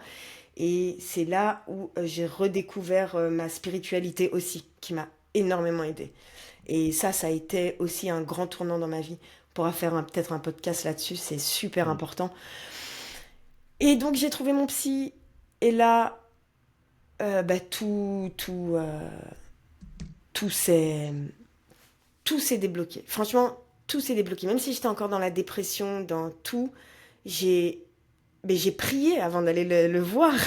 Parce que je me suis dit, D'ailleurs, quand je l'ai appelé, il pouvait pas prendre de nouveaux patients. Et j'ai laissé un message, tu vois. Et puis moi, je suis assez comme ça. Et ça m'aide dans l'entrepreneuriat, tu vois. Parce que moi, il n'y a pas de non, il n'y a pas de... Tu vois, Ouais. j'insiste, Ouais, on y va, quoi. j'y vais, je redemande, je repose la question. Et puis alors, si t'es sensible au rejet, tu sais, t'as des douleurs dans la poitrine, c'est horrible. T'as l'impression que tu saignes de l'intérieur. Mm. Et il m'a pas rappelé. Et puis, je vous jure, c'est vraiment important et tout, là. Et je lui ai raconté toute ma vie, je crois, sur son répondeur. Et putain, le soir, je vois son numéro. Tu sais, je suis restée un peu bloquée comme ça devant mon portable. Il m'appelle. Réponds, réponds. Oui, réponds. Hop, tac, je prends mon téléphone. Bref, je l'ai rencontré. C'est une très belle rencontre, franchement. Je suis hyper reconnaissante, surtout quand j'entends les parcours des gens dans la rencontre avec des soignants, quoi. Tu vois, surtout le psychiatre. C'est pas quelqu'un qui va regarder ton bras. Ah oui, il est cassé ton bras, je veux te faire un plâtre. C'est quelqu'un avec qui tu vas parler, tu vois, tu vas devoir lui dire comment tu souffres, ce qui va pas et tout. Bref, euh, il est super et j'ai reçu mon diagnostic et là, c'était quand même le soulagement. Même si on sait qu'après, il y a plein de choses à Mm. toute cette acceptation, tout ça. Mm. Et donc on a vendu pour revenir sur l'entrepreneuriat, mais tu sais, en fait, c'est bien de faire les liens parce que Mm. euh, je pense qu'aujourd'hui, si je remonte Itzer, ça sera complètement différent. Enfin, tu vois, si j'avais été dans cet état d'esprit, dans ce bien-être mental, dans cet alignement, que ce soit avec ma psychologie, avec mon corps, avec ma spiritualité, les choses, elles auraient été complètement différentes, tu Mm. vois. Ça aurait été complètement différent, c'est Mhm. clair. Mais ça m'a permis en fait, cette recherche de réponses que dans ma santé mentale, elle m'a permis aussi de me retrouver moi-même et donc d'être un meilleur entrepreneur, quoi qu'il arrive. Euh, c'est vraiment ce dont je crois. Et Et tu est-ce sais, qu'après ça, du coup, ça t'a mené, enfin, est-ce que t'es tout de suite réentrepris ou est-ce qu'il y a eu un moment de latence entre bah, les deux? Comment ça s'est passé en fait? en fait, ce qui s'est passé, c'est que j'ai eu mon diagnostic en 2017, début 2017 ou fin 2016. J'ai un vrai problème avec ces Mm. dates. Mais à ce moment-là, non. Non, fin 2017. 2018, on a vendu notre boîte. Ma mère était malade. Donc j'ai pris un moment pour me reposer aussi. Moi, j'étais voilà comme ça. Bien évidemment, je réfléchissais toujours à comment je pouvais. Euh, J'avais beaucoup de culpabilité de ne. J'avais toujours aussi un peu de culpabilité à me dire ouais, je dois me reposer, même si je prenais conscience de plein de choses. Et juillet, à cette époque, qu'est-ce que je faisais? Donc on a vendu Deezer, ouais, me suis pendant on a vendu 10 heures, ouais. Pendant un petit moment, je me suis reposée, je crois. Je me suis cherchée. Voilà, j'étais là à la maison. Je faisais toujours des trucs, hein. J'aidais mon mari dans ses business à lui. Enfin voilà, mais j'étais pas dans la création pure. Mais j'étais tout le temps en train de faire des choses. Et puis après, bah, l'état de ma maman, il s'est vraiment dégradé et elle nous a quittés en juillet 2019. Et non, oui, juillet 2019, pardon. 26 juillet 2019. Et bah là, c'était difficile. On l'a enterré. Il y a eu les mois de vacances. Et en octobre 2019, mon mari a, a lancé White. C'est, C'était un réseau dentaire, en fait, qui permettait d'avoir l'accès aux soins dentaires pour tous, en particulier tout ce qui était implantologie. Et là, je l'ai accompagné dans ce projet. C'était génial, franchement. Et boum, Covid. Mm. Ce que j'allais dire là, on est juste avant le Covid. Ouais, mais ce qui est bien, c'est que on est, quand on était en plein Covid, en fait, on a fait tellement décoller la boîte qu'on était vraiment dans une bonne... En fait, on a vécu le Covid vraiment easy, tu vois. Dans le sens, je dis en tout cas professionnellement. En plus, on avait bah, la fiduciaire qui s'est occupée de ça, tous les papiers pour, tu sais, parce que nous, en Suisse, quand il y a eu le Covid, bah, tous les salaires, ils étaient pris en charge par bah, l'État, quoi, tu sais. Donc, c'était... euh, ouais, c'était tranquille, tu vois. La boîte marchait bien, on a commencé très fort, l'agenda il était rempli, les patients ils étaient contents, tout était bien. Donc en fait on s'est retrouvé dans une configuration pendant le Covid où c'était vraiment cool. Et c'était quoi la boîte exactement? Qu'est-ce que En fait vous c'était vendiez? on était spécialisé dans l'implantologie et en fait on posait des implants pas cher. Voilà. Mais sans... on travaillait avec des marques suisses et en fait, on arrivait à générer des profits sur tout ce qui était euh, euh, prothèses en fait. Tu sais, toutes les couronnes, tout ça, on les faisait faire par nous. En fait, c'est nous qui les faisions. Donc, il y avait des belles marges. Euh, et ici, ce qu'il faut savoir, c'est que les dentistes, ils ont des marges de ouf, sachez-le, en Hmm. Suisse. Et les soins dentaires en Suisse ne sont pas Hmm. remboursés. Il n'y a même Ok. pas d'aide ou Et autre. surtout sur l'implanto et ces choses-là, Ouais, c'est voilà, ce que les voilà. dentistes aiment bien en général. Ouais. Et donc, Mais comment il a eu cette idée à la base? Enfin, comment ça lui est venu à ton mari? C'est les fameuses opportunités mais qui chassent. c'est ça. Il a rencontré, parce que lui, il accompagne les entrepreneurs dans une partie de son travail. Donc, il a rencontré des gens, il a vu l'opportunité, il a saisi l'opportunité, il s'est associé. Et voilà quoi. Et enfin, tu vois, moi, j'admire ces gens-là, tu sais, ils arrivent, rencontrent un dentiste, ils s'intéressent à ce que le dentiste fait, et en fait, c'est quoi un implant, puis comment ça marche, puis combien ça coûte un implant, parce qu'un bon implant, ça coûte 100 balles, quoi. Non, mais c'est ça, tu vois, une couronne à faire, même si tu l'as fait dans un labo en Suisse, ça te coûte 500 balles, donc tu vois, et il y a des gens qui vendent ça 3 500 balles. Donc en fait, tu vois que... Et c'est normal, hein, c'est des dentistes. Je suis pas en train de dire que... Voilà, c'est des gens qui ont fait des études et tout. Il y a du matériel, il y a plein de choses. Mais voilà, il a vu des opportunités ici et qui se sont avérées très justes. Et moi, bah, j'étais responsable des opérations en fait à ce moment-là. Je faisais tout ce qui était recrutement des gens. Je gérais aussi toute la partie de la validation des devis. Parce que là, tu es plus sur un truc de devis. Hein. C'est pas les gens, ils viennent, ok, ouais, je vais faire les implants. Donc, tu fais l'état des lieux, enfin, le dentiste fait l'état des lieux. Moi, je mettais les devis, je créais les devis. Tu les envoies aux patients. Après, tu les rappelles. Est-ce que vous avez des questions sur le devis, tu vois, pour valider les devis? Et puis voilà, quoi. Et c'était super. En fait, quand le Hmm. business il tourne, c'est cool, tu vois.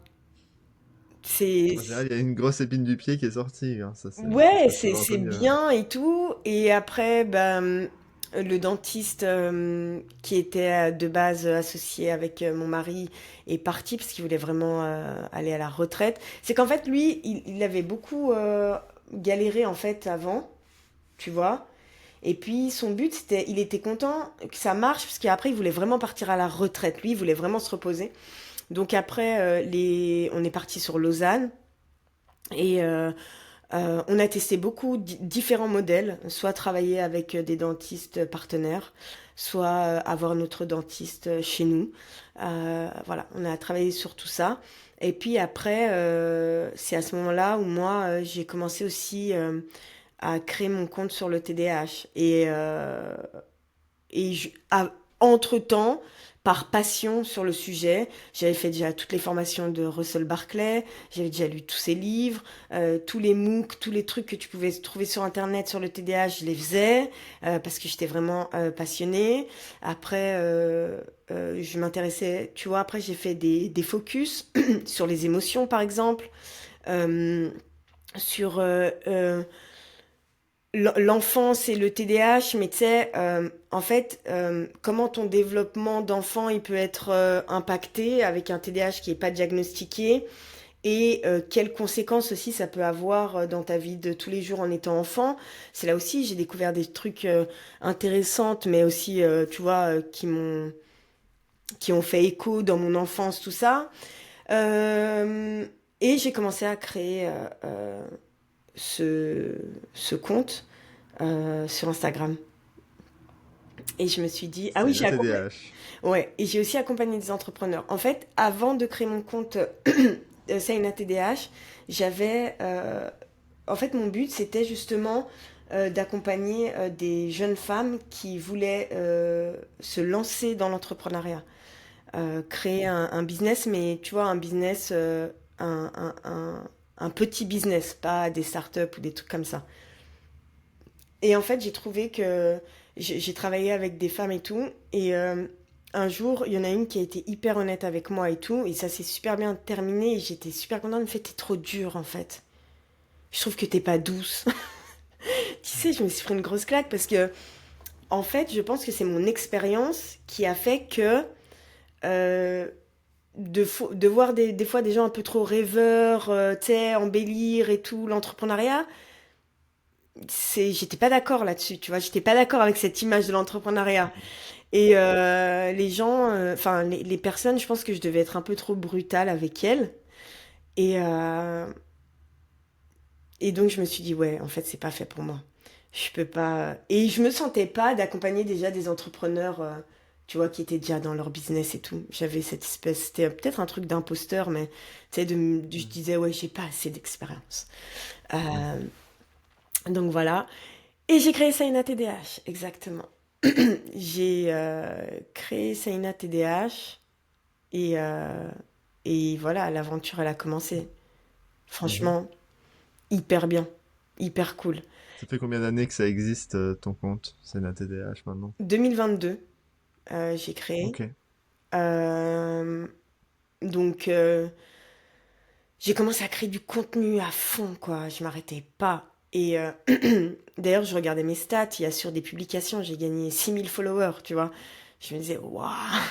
Et en fait, j'étais persuadée, et ça, c'est un truc qui m'avait marqué, c'est que j'ai dit, je vais parler du TDAH, parce que c'est super important, et puis que voilà. Et, euh, et qu'en plus, j'avais les connaissances dessus. En fait, je me suis rendu compte que moi, je pensais que ce que j'allais poster, les gens le savaient, tu vois. Et c'est là où j'ai vu, en fait, le manque d'infos, et puis de vraies infos, tu vois, d'infos claires, d'infos pertinentes, d'infos réalistes, pas d'infos sur les super pouvoirs, tu vois. Hmm. Tous ces trucs-là. Donc, je me suis dit, ouais, et au-delà de ça, c'est une mission aussi, tu vois. C'est une vraie mission parce que ce qu'on dit pas, enfin, ce que je dis pas, mais que les gens aimeraient que je dise plus souvent, c'est que c'est dur de vivre avec un TDAH et ça a eu beaucoup d'impact négatif sur ma vie. Euh, et que je devrais peut-être écrire un livre. Mais non, mais vraiment pour expliquer, tu vois, le détail des conséquences que ça peut avoir sur une vie. Et moi, j'étais bien entourée, par exemple. Famille solide, parents extra, mari super sympa, tu vois, encourageant, frères et sœurs, bonne relation. Tu vois, je veux dire, des amis super, je me suis jamais fait trahir, jamais fait. Mais moi, je vois des gens tous les jours dans mes coachings, dans des gens, en fait. Des fois, je me disais, mais pourquoi ils se confient comme ça? Ils me connaissent pas. Dans les DM Instagram, tu vois. Et en fait, ils me connaissent pas, mais je parle d'eux.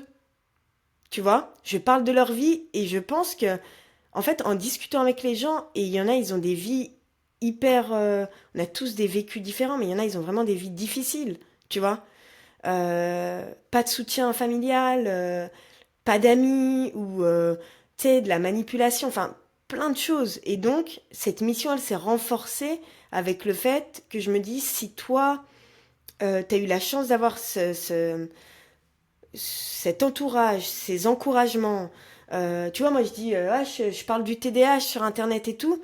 Il y a personne qui m'a dit, mais t'es folle, mais fais pas ça, ni mon mari, ni mon frère, ni ma sœur, enfin, ouais, go, fais voir. Et puis, Mhm. tu vois, mon mari il regarde aussi un peu en stats, tu vois, putain, ça marche ce truc, enfin, c'est bien. Et tu vois, c'est là où tu te dis, il y a quelque chose à faire aussi, tu vois, pour toutes ces personnes. Et parce que aussi, ça me touche personnellement, même si j'essaye au maximum de détacher mon expérience personnelle, c'est quelque chose qui me touche au plus profond de Mhm. moi. Donc la mission, elle est beaucoup, l'intention dans ta mission, elle est beaucoup plus forte. Mhm. Et comment t'es allé vers le coaching? C'est-à-dire que t'as commencé à poster et tout de suite t'avais l'idée de quelque chose à proposer derrière, ou c'est venu avec le temps? Comment ça s'est passé en fait l'évolution de ce projet? Alors, pas du tout. Au début, je postais et comme j'ai vu que ça fonctionnait bien, pour le coup, c'était vraiment, je me suis dit, et je me rappelle, j'étais posée sur le canapé, j'étais en train de répondre à des commentaires le soir, et je disais à mon mari, bah tu vois, le temps que, le temps que je trouve un truc à faire, quoi, enfin une idée de business, et ça, ah mais oui, mais mais c'est le plus important, et je l'ai pas dit, je suis désolée, mais bon, voilà, ça fait partie de nous.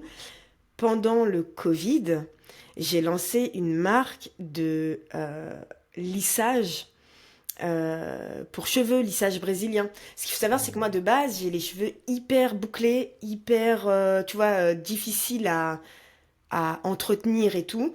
Et c'est pas que je renie la nature de mes cheveux, mais vraiment, j'ai tout essayé pour avoir ces belles boucles et tout. Et c'est trop compliqué, ça demande trop d'entretien. Et franchement, un moment dans l'équilibre, pour qu'ils prennent sa place, faut que t'enlèves des trucs. J'ai dit, mes cheveux, faut qu'ils soient lisses, c'est beaucoup plus simple. Et donc j'allais chez une nana qui me faisait mes lissages, mais après il y a eu le Covid et tout, et je me suis retrouvée bah, comme ça, sans rien, je pouvais plus faire ces lissages, tu vois. Et je tombe sur un article sur le Daily Mail d'une femme qui a lancé un lissage et elle a fait un carton, tu vois. Et je disais à Walid, mais putain, mais c'est ça et tout. J'ai bossé avec une super nana, une designeuse en Espagne qui s'appelait Carolina. Elle était incroyable. Elle m'a fait tout mon design. Ça s'appelait Undread. Elle m'a fait mon logo. Je me rappelle, c'était hyper excitant parce qu'on était à la maison. J'avais pas de pression, tu vois. Je travaillais pas. Donc j'ai commandé mes produits. Il y avait un laboratoire en Suisse qui me faisait les formules et qui me les envoyait par courrier et tout. Et moi, je testais bah, les formules sur moi, quoi. Et à un moment, on a eu la formule parfaite, j'avais les trucs, et je suis pas allée au bout. Va savoir pourquoi. J'ai encore les produits, mais en bouteille dans ma cave, qui sont périmés, bien évidemment. Et c'est horrible parce que quand je les vois, c'est le vrai déni. Tu vois? Le vrai déni. Genre, je regarde, je fais comme ça. C'est vraiment, je vois les trucs et je fais comme ça. Et ce qu'on avait fait, c'est que j'avais fait une pub sur Facebook. J'avais créé une landing page sur Strikingly, pour le coup, et avec un lien de paiement Stripe. Et mon mari lance la pub sur Facebook. Là, on n'avait même pas les produits, hein. J'avais juste les designs qu'elle m'avait fait, la nana. Et on met les photos. Moi, j'avais fait une vidéo de avant-après avec moi, hyper, t'es genre persuasive à fond, quoi. Tu peux pas te dire le produit marche pas. Enfin, c'était un truc de ouf. Et dans la nuit, on a vendu 2 packs de lissage. J'étais, waouh, putain. Et donc, en fait, on a remboursé les gens, on a dit qu'on était sold out. Et c'est là où j'ai lancé la machine. Et va savoir pourquoi. Euh, c'est une bonne question. Peut-être que j'ai eu peur. Peut-être que, bah, en avançant aussi dans le projet, je me suis dit là, il y a rien, c'est que du marketing en fait, surtout dans les produits de beauté et tout. Tu peux dire tout ce que tu veux, que c'est naturel, que c'est ça, que c'est ci. À un moment, faut bombarder de marketing et c'est ça qui coûte le plus Mhm. cher. Et d'ailleurs, c'est là où j'ai vu que les produits crème, cheveux, tout ça, c'était. Par contre, c'est ultra rentable, hein. C'est ultra rentable, hein. Ouais, les cosmétiques, c'est pas mal, hein. Putain, mais comme le truc de. Enfin, moi, je suis choquée à chaque fois. Et je me dis, mais par contre, après, si tu veux vraiment percer, te faire connaître et tout, c'est là où tu dois avoir une bourse bien, bien remplie pour le marketing. Mais c'est à coup de milliers, voire de dizaines de milliers de francs pour rentrer dans la tête des gens, en fait. Et Ouais. puis payer des influenceurs et tout ça, quoi. Et du coup, t'as pas voulu t'engager dans cette voie-là, mais tu sais pas exactement pourquoi. Non, Quand parce t'y repenses. que... Alors, en fait, il y a toute cette idée du naturel. Je sais qu'il y a toute cette idée du naturel. Et à un moment, tu sais, le labo, il me disait, il y a naturel et naturel. Nous, si on vous fait un produit 100% naturel, ça va pas avoir le résultat que vous avez là. Parce qu'en fait, moi, le truc, c'est que ma formule, c'était un produit, je pense que c'était un produit chinois qui était pas mauvais, hein. Ils m'ont dit, il est pas mauvais. Mais il y a du chimique dedans, qui n'est pas mauvais. Et je sais pas pourquoi, je m'étais fixé le truc de faire un truc naturel. Puis à un moment, je disais vegan, mais la kératine, c'est tout sauf vegan, parce que tu sais, ça vient de... Ouais, C'est c'est un, de la protéine, ouais. ouais, c'est un produit animal, quoi. Enfin bref. Mm. Euh, et ouais, je sais pas pourquoi j'ai arrêté. Mais en pleine conscience, hein, pour le coup. Pas de Mhm. regret, pas de... Tu vois. Et comment ça se fait que quand tu m'as parlé du coup de l'évolution du projet Sana TDH, t'as repensé à ça? Ben parce que je sais pas, parce qu'en fait je me suis dit mais qu'est-ce que j'ai fait du moment où j'ai quitté entre guillemets White, parce que quand j'étais dans le cabinet dentaire, j'ai toujours été un peu là, tu vois, là-bas. Tu sais, j'étais toujours un peu dans le truc, mais quand je voulais euh, en fait, je me suis demandé, je voulais me rappeler parce que, en fait, j'ai fait tellement de choses. J'ai voulu aussi sortir une carte. Bref, je ne pouvais pas te parler de tous les projets dans lesquels je me suis lancée. Mais c'est ça qui est bien, en fait. Et c'est là où, en fait, je me suis dit, ouais, t'es un entrepreneur. Franchement, je suis un entrepreneur. C'est vraiment ce qui est fait pour moi. Parce que, au-delà du fait que juste, que j'arrivais pas à me conformer au salariat, aujourd'hui, avec la maturité, le fait que j'ai des enfants, si demain, pour nourrir mes enfants, je dois aller bosser dans une entreprise et me conformer parce que c'est le moyen que j'aurai pour nourrir mes enfants, je le ferai, tu vois, et en pleine conscience et avec beaucoup plus de sérieux, je pense, et puis d'adaptabilité.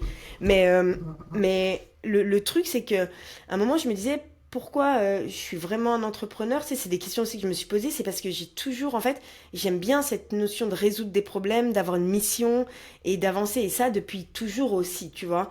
Et l'entrepreneuriat, ça répond vraiment à tout ça. Mais c'est difficile. Hmm. C'est difficile. Ouais, puis au final, on voit que la face émergée de l'iceberg, souvent chez les gens. C'est-à-dire qu'on Bah voit oui. ce dans quoi ils travaillent aujourd'hui, le truc qui fonctionne, on voit pas toutes les aventures qu'il y a eu derrière. Mais grave. Moi, par exemple, moi, je savais pas, moi, tout ce parcours entrepreneurial, j'avais juste vu sur LinkedIn le CV, entre guillemets, mais tu vois, tous les hauts, les bas, les apprentissages, les remises en question, et je pense que toutes les aventures entrepreneuriales passent par ces étapes-là. Il y a pas de raccourci, il n'y a pas de chemin magique. On peut proposer des solutions pour gagner du temps ou rendre les échecs moins douloureux en apprenant, Mm. mais dans tous les cas, il faut être prêt à se manger des murs parce que c'est la prise de risque inhérente à ça, quoi. C'est même prise de risque, pas seulement matérielle, mais aussi pour nous, en fait, de challenger comment on perçoit la réalité, comment on pense que la réalité est et comment elle est, en fait, effectivement. Euh, mais moi, je pourrais pas vivre autrement. On pourra en reparler dans un prochain Mm. épisode, mais moi aussi, me faire virer, pas savoir m'adapter, ça m'a aussi poussé, bon gré, mal gré, là-dedans, quoi.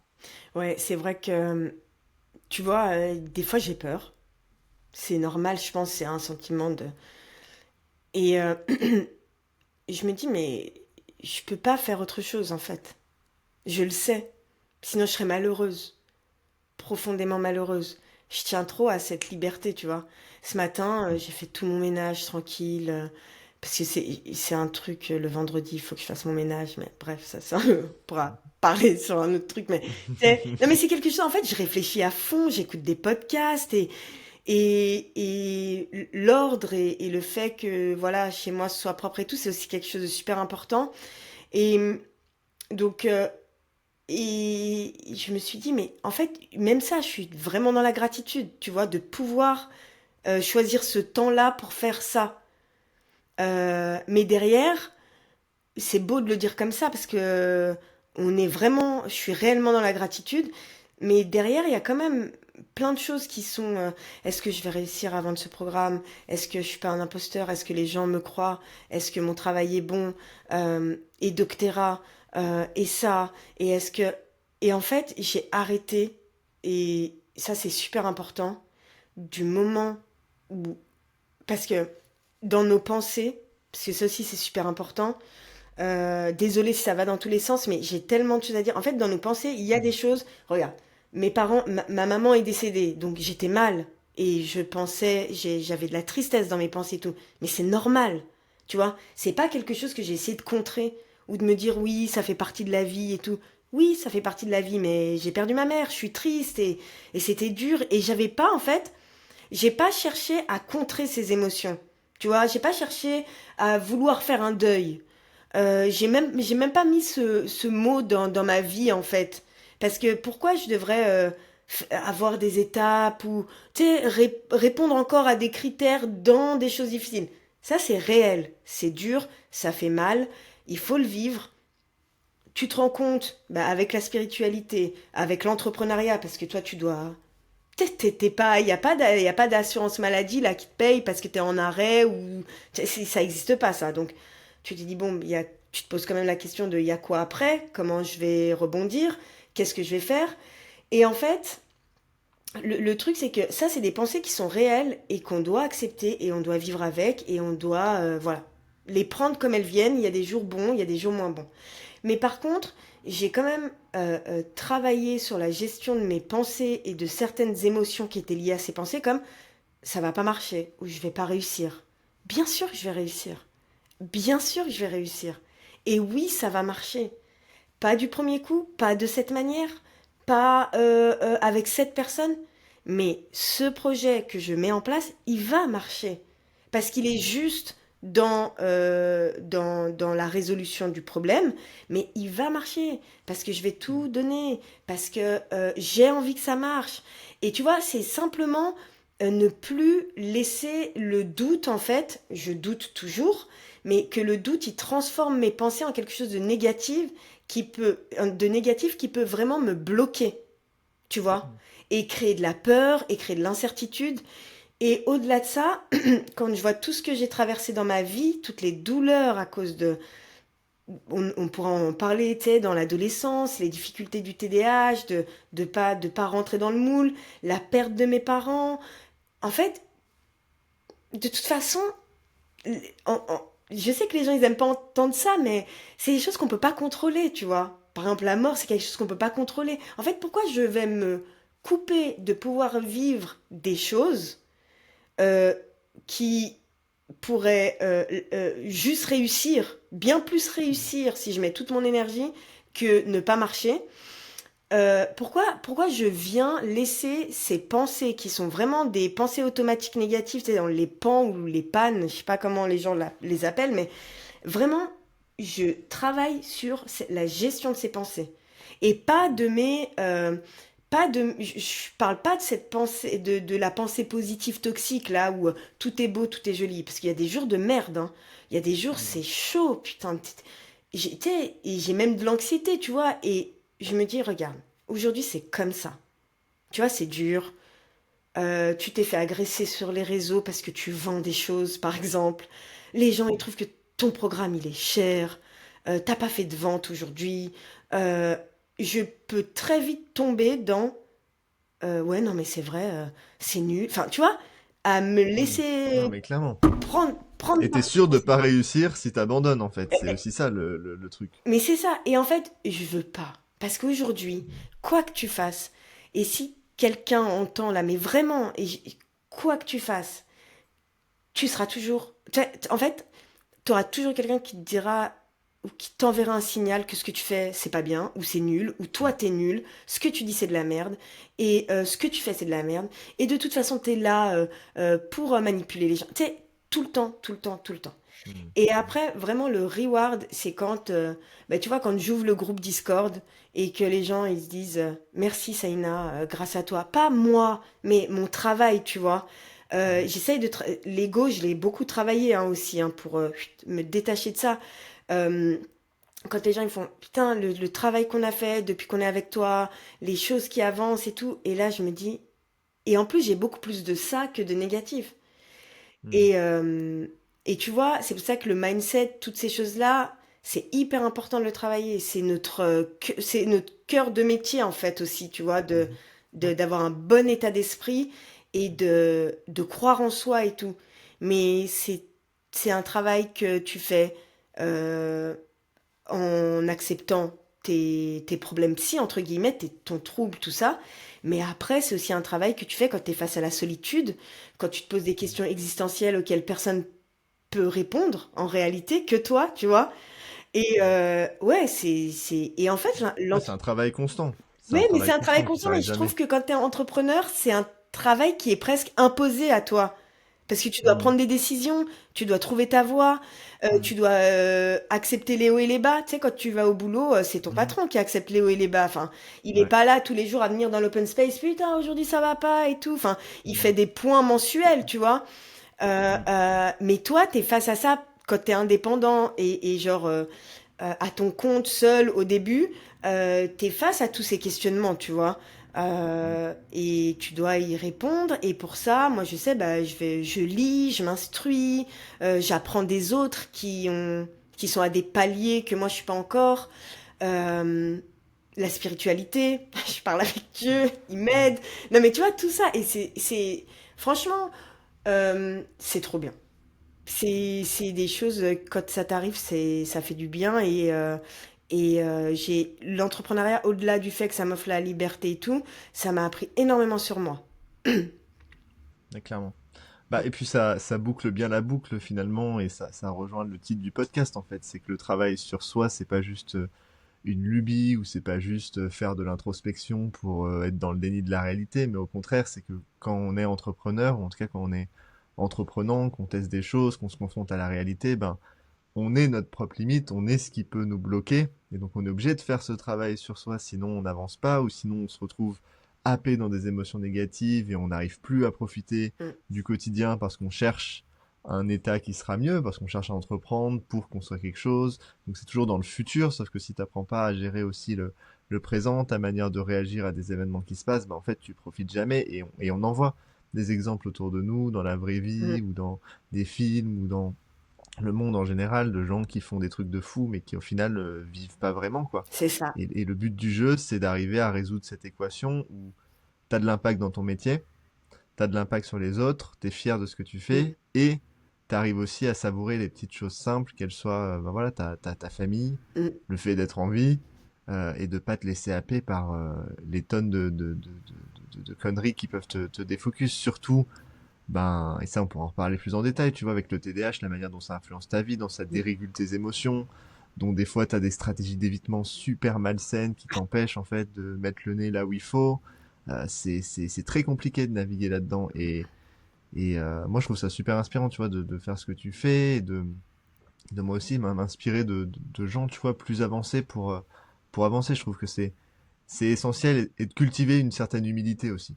Surtout quand on Oh, a à tendance à fond. avoir un ego qui est là, que ce soit pour nous protéger ou pour quelconque raison, tu vois, mais apprendre l'humilité, apprendre... J'ai fait un post là-dessus sur LinkedIn récemment en disant ma vie a changé quand j'ai compris que j'étais beaucoup moins compétent que ce que je pensais en fait. T'as vu? J'ai accepté qu'en fait j'ai encore des trucs à apprendre, j'ai pas tout craqué, j'ai pas tout compris, et c'est ok en fait, c'est pas C'est grave, tellement juste ce que tu dis. ça me rabaisse pas en tant qu'humain, quoi. Mais clairement, mais tu sais ça, l'humilité, mais c'est tellement important. Mais vraiment, c'est tellement important. Et je dis toujours, et je parle même avec mes enfants, tu sais, des fois quand ils te parlent un peu des camarades, ouais, lui, il est comme ça, mais n'importe quoi. Je leur dis, chut, genre, arrêtez, il est comme ça maintenant. Mais vous savez pas en 3 mois ce que cette personne, elle peut devenir. Tu sais, genre, ne sous-estimez personne, avoir de réelles bonnes intentions envers les gens, tu vois. Ça veut dire que l'intention, on n'en parle que très peu dans l'entrepreneuriat, j'ai l'impression. Tu vois, les gens, on parle souvent d'argent, de liberté, mais j'ai l'impression que tout ça, ça se débloque aussi quand ton intention dans ce que tu vas mettre en place, et surtout quand on est dans des métiers d'accompagnement, bien sûr qu'on veut gagner notre vie et qu'on veut bien la gagner, et ça, c'est pas un secret, et j'ai pas de problème avec ça. Mais dans l'intention que tu as envers ces personnes qui te font confiance, de leur apporter du vrai boulot, des bons outils, tes compétences, de la connaissance, tout ça sincèrement, tu vois, en donnant le meilleur de toi-même, c'est vraiment super important. Parce que quand tu regardes ce qu'on propose sur les réseaux, oui, alors crée ta formation et tout. Oui, mais ta formation, elle doit être imprégnée de, de ton empreinte, de quelque chose que quelqu'un ne peut pas faire comme toi, même si c'est la même Mm. formation. Tu vois ce que je veux dire? Et j'espère, et en tout cas, c'est tout ce que je veux quand je fais les choses, tu vois. C'est pour ça que, tu sais, par exemple, des fois, quand j'enregistre des modules, je sens que je commence, c'est toujours calme. Après, tu vois, au fur et à mesure des slides, et à un moment, je le sens que je suis hyper prise dans le truc. Et que, tu vois, pas je m'emballe, mais j'ai vraiment de l'énergie et j'explique et je veux que les gens comprennent. Et à un moment, je me disais, est-ce que je dois couper en fait à ce moment-là pour garder mon petit rythme? Eh ben non, en fait. Et en fait, c'est ça qui fait ma... Tu vois, c'est ça qui fait que les gens euh, aiment mes programmes, par exemple. C'est parce qu'ils sentent cette envie, et en tout cas j'espère, et cette intention de bien faire, tu vois. Mhm. Euh, et par exemple, tu sais, ces problèmes de mémoire de travail, euh, tu es dans ton module, tu parles, et tu sais plus, en fait, où tu voulais en venir. Enfin, t'as ta trame pourtant, mais à un moment, t'essayes d'étayer une idée et tu sais plus pourquoi t'étayais cette idée. Et avant, je coupais. Et en fait, maintenant, je bégaye plus, mais tu vois, je m'arrête et je dis, alors je suis vraiment désolée. Je voulais venir à un point, mais je m'en souviens pas et je continue. Et en fait, les gens, ça, ils aiment bien aussi. Enfin, ils disent, ça fait Mm. plaisir de voir que et ils me demandent, est-ce que tu te sens bien? Ils ont envie de savoir aussi que moi aussi, des fois, je vais pas bien. Tu vois, toutes ces choses-là. Alors moi, je leur explique que je suis pas là pour leur dire quand je suis pas bien et tout, parce que je veux les encourager, les inspirer et, tu vois, les motiver. Mais si ça leur fait du bien que... Et pour le coup, c'est arrivé la semaine, enfin, cette semaine, c'était... Et fin de semaine dernière et tout, c'était pas ouf, tu vois, j'étais pas dans mon meilleur mood. Bah, tu vois, quand j'en parle une fois, bah, les gens, ça leur fait du bien, en fait, de se rendre compte que Mm. j'ai pas craqué un truc, que j'ai des super, tu sais, j'ai développé des super stratégies chez moi, c'est Mm. comme, c'est robotisé limite, et que je vais Mm. toujours super bien. Ouais. Donc, l'intention, Assumer sa vulnérabilité aussi, ça inspire exactement. beaucoup et c'est Après, il y a c'est pas aussi, simple aussi. c'est pas simple, mais il y a aussi autre chose. Alors, moi, je suis très pudique, tu vois. Mm. Je suis très pudique, mais je l'ai pas toujours été dans le sens où avant, euh, et je sais que pour des gens c'est difficile à entendre, mais un peu cette mentalité de victime avant. Mais c'est pas de ma faute, et puis tu pleures rapidement, et puis tu veux que les gens ressentent tes problèmes et tout, tu vois. Et en fait, en apprenant la gestion de mes émotions, parce que quand tu es entrepreneur, avec toutes les vestes que tu te prends, tous les gens avec qui tu dois parler, tous les noms que tu te prends, enfin même, même les non-réponses, tu dois vraiment pouvoir gérer tes émotions, tu vois. Surtout particulièrement par rapport au rejet. Et ça veut pas dire que tu les vis pas, parce que je pense que c'est important aussi de vivre les émotions. Bah en fait, le truc, c'est que j'ai beaucoup travaillé sur mes émotions et j'arrive beaucoup mieux à les gérer. Et tu vois, là, je sais pas pourquoi je te disais ça. On parlait de quoi juste avant? Euh, Tu me parlais de... ah, ça fait 1h42 hein, Ouais, là ouais, je qu'on suis désolée. enregistre. Euh, Mais non, mais je te disais en fait sur l'intention. Ah oui, sur la pudeur, en fait, montrer sa vulnérabilité. oui, Et en fait, oui. en gérant mes émotions, en apprenant la gestion des émotions, parce que je trouve que dans l'entrepreneuriat, c'est hyper important. Euh, je sais qu'il y a des émotions et des choses que j'ai pas envie de partager, mais par pudeur en réalité, pas pour me cacher de quelque chose. Et c'est hyper important pour moi. De pas, je sais qu'il y en a qui dévoilent tout, qui parlent de leur vie vraiment à des milliers, voire des centaines de milliers de personnes sur les réseaux et ils montrent des choses de leur vie, mais moi c'est vraiment de la pudeur et, euh, et juste ça, pas le fait de cacher quelque chose ou quoi. Ouais, c'est vrai que moi aussi je ressens ça. Tu vois, tout le monde dit oui, il faut partager un maximum sa vulnérabilité, ses échecs, etc. Moi, je suis plus d'avis que c'est ok de montrer ses cicatrices, mais on montre pas trop les plaies ouvertes, quoi. On attend que ça passe un peu, qu'on ait Ben oui. digéré, qu'il y ait un petit peu de recul là-dessus. Même un échec, en fait, un vrai échec, digère-le avant d'en parler en public ou t'en parles aux gens qui sont proches, tu vois, mais Mm. de gérer aussi cette manière de s'exposer. Après, ça marche, hein, pour certains, ça marche même très très bien, Ouais. mais c'est pas trop ma manière de faire non plus. Ouais, mais tu vois, du style pleurer devant la caméra, moi, c'est quelque chose que je peux pas faire, quoi. Mhm. Non, mais Ouais, sauf si ça et sauf si ça vient vient. quand je Mm. suis là, je parle, je suis émue. Mm. Alors, Mm. j'arrive à me contenir, donc on verra que je suis émue. Il y a des larmes qui peuvent couler, mais tu vois, je peux pas faire une story en pleurant comme ça, ouais. Et pourtant, tu vois, c'est des choses. Je pense que des fois, les gens, ils se diraient putain, mais je vis la même chose, mais Mm. ça fait pas partie de ma personnalité. C'est pas moi, Mm. tu Mm. vois. Et Ouais. donc, je le fais pas par pudeur en réalité, pas pour cacher des choses. Mm. Mm. Et il y a une Ouais. autre chose aussi, c'est que on minimise aussi un peu trop les réseaux sociaux. C'est que moi, j'ai trois enfants qui vont à l'école. Je suis mariée, donc c'est pas que je dois contrôler ce que je dois montrer, mais ma vie privée, c'est ma vie privée. Et chez moi, ils ont clairement pas envie qu'on parle d'eux, par exemple. Et Mm. c'est des choses que je dois respecter, tu vois. Je peux pas. Je dois quand même faire attention aux gens qui vivent avec moi. Et bon, j'ai 50 000 followers, mais tu vas me dire, c'est pas énorme par rapport à d'autres personnes. Je dois pas me cacher dans la rue ou quoi. Mais il y a des choses, je pense, qui n'ont juste pas leur place, tu vois, et qui sont pas de l'ordre de Mm. la Mm. vulnérabilité, mais qui sont plus de l'ordre du privé, tu vois. Ouais. Bah, je pense qu'en tout cas, l'exposition publique, on pourra le Ah creuser, oui. hein, même dans d'autres épisodes ou avec des personnes qu'on fera intervenir Ouais. sur le podcast. Mais qu'est-ce que tu dirais de trouver un petit mot de la fin? Pour boucler un peu tout ça, on a fait un petit peu donc une rétrospective de ton parcours entrepreneurial. On Ouais. n'a pas encore trop parlé de ce que tu fais aujourd'hui et tes projets futurs, mais ça, on pourra revenir dessus dans les prochains épisodes. Ouais. Mais qu'est-ce que t'aimerais que quelqu'un qui a écouté ce podcast, qu'est-ce que t'aimerais qu'il retienne en fait? Alors, pour le mot de la fin, en plus, j'arrive pas à raccourcir les choses, mais et j'ai pas envie de tomber dans le cliché, mais en réalité, on, il y a plein de choses qu'on pense qui sont clichés, mais qui sont vraiment réelles. Je, je suis, moi, je suis pour traverser l'inconfort. Je pense que c'est très important d'être à l'aise en fait avec l'inconfort parce que ça donne des signaux et ça nous dit soit qu'on est en train de grimper vers quelque chose de mieux, soit qu'on n'est pas à la bonne place. Et j'aurais voulu plus écouter ces choses-là quand j'étais pas à ma place. Et donc, si j'avais un mot de la fin, c'est vraiment que les gens apprennent, enfin, prennent le temps de s'écouter réellement et que les émotions, les inconforts qu'ils ressentent, c'est des signaux en fait sur un état, sur une situation et sur quelque chose qui va ou qui va pas. Souvent sur ce qui va pas, tu vois. Et donc le problème il vient pas forcément de nous, que de nous, mais il vient d'un, tu vois, d'un ensemble.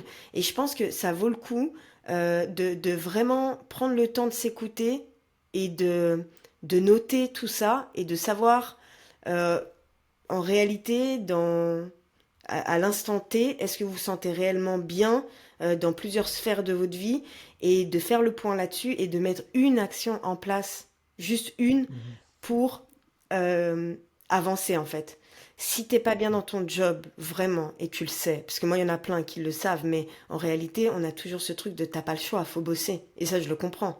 Surtout qu'avec le TDAH, des fois tu gères super mal ta thune. Donc tu sais, t'es toujours paycheck to paycheck en gros, tu vois. Mhm. Euh, mais en fait, juste posez-vous les questions sur qu'est-ce que vous aimeriez faire en fait dans votre vie, en réalité, tu vois.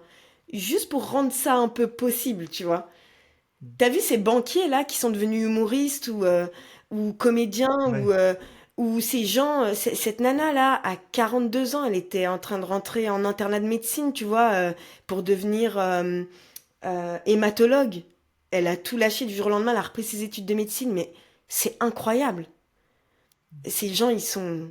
Mais elle l'a fait, et pourtant, elle avait un super bon poste dans une banque, elle gagnait bien sa vie, et elle a complètement changé, tu vois. En réalité, tout est... En fait, il y a beaucoup de choses qu'on pense impossibles, parce que on est trop, notre cerveau, il est trop rempli. Il est trop rempli, on se laisse pas d'espace mental. D'ailleurs, tout à l'heure, quand je faisais mon ménage, dans mon appartement, on a deux salles de bain, mais on en a une, elle est ultra minuscule. Puis j'étais en train d'essayer de nettoyer derrière un truc, Et ça m'a rappelé, en fait, maintenant, je trouve que j'ai de l'espace mental quand je réfléchis. Mm. Et je disais, j'en parlerai avec Mika parce que j'étais tellement dans un moment hyper inconfortable pour nettoyer un truc hyper caché. Et je me suis dit, mais avant, dans mon cerveau, c'était comme ça. Mm. Tout était bloqué, en fait. C'était presque, il n'y avait pas de flexibilité là-dedans. Tout était dur et Mm. bloqué, tu vois. Et en fait, quand Mm. on pose les choses, juste poser les choses, juste dire, en fait, moi, j'aimerais bien faire ça, en fait, dans ma vie, sans se dire de le Mm. faire, tu vois. Euh, Ouais. Ouais, l'écrire ou en parler. Exactement. Ça débloque des choses. Et encore Mhm. une dernière chose, parce que ça, c'est quelque chose qui a changé ma vie, c'est de faire, en fait. On Mm. sait pas, il n'y a pas de bonne manière de commencer, en réalité. N'importe quel entrepreneur. Bien sûr, ceux qui ont de l'expérience de fou, ils auront des contacts certainement et tout, des gens qui pourront travailler pour eux. Mais en gros, il faut faire. Mm. Il faut faire. Mm. Tu vois, Je suis d'accord. il faut y aller, quoi. Bah, la première chose à faire, c'est de partager en commentaire à quoi ça vous fait penser, Exactement. justement. Si vous posez la question, qu'est-ce que vous voulez vraiment, qu'est-ce que vous avez envie de changer, partagez-le nous, c'est déjà un premier pas. Et Ouais. puis nous, nous permet aussi de savoir un petit peu qu'est-ce qu'il en est de votre côté. Ouais, franchement, je Qu'est-ce me que tu réjouis dirais? de lire tout ça parce que Hmm. je sais que, en tout cas dans ma communauté, là c'est que le premier épisode, mais ça va vraiment peut-être ouvrir des portes dans l'esprit de beaucoup. Ouais, clairement. Mais en tout cas, on a des choses à dire, Ouais, vous l'avez vu aujourd'hui. Mais on va bien s'amuser, ça ouais, va être ça va sympa. être Je sympa. pense que Senna va pouvoir boire un grand verre d'eau après avoir parlé comme ça. Mais oui, Parce que t'as encore de la salive. ouais, je me suis rendu compte que j'ai beaucoup parlé, hein. C'est ça. Bah, c'est le but, c'est le but. Oui, C'est pour c'est le ça qu'on a but. fait des interviews croisées aussi. Parce que c'était le but. Oui, c'est le but, Mais mais vous inquiétez pas, la semaine prochaine, ce sera mon tour. ouais. Par contre, je sais très bien écouter aussi. Donc, Mhm. t'as intérêt à parler autant que moi. Ouais, non, je vais essayer. Bon, tout le monde, merci pour votre Merci. attention. Et Un puis on se plaisir. revoit la semaine La semaine prochaine. prochaine. Bisous. Tchuss.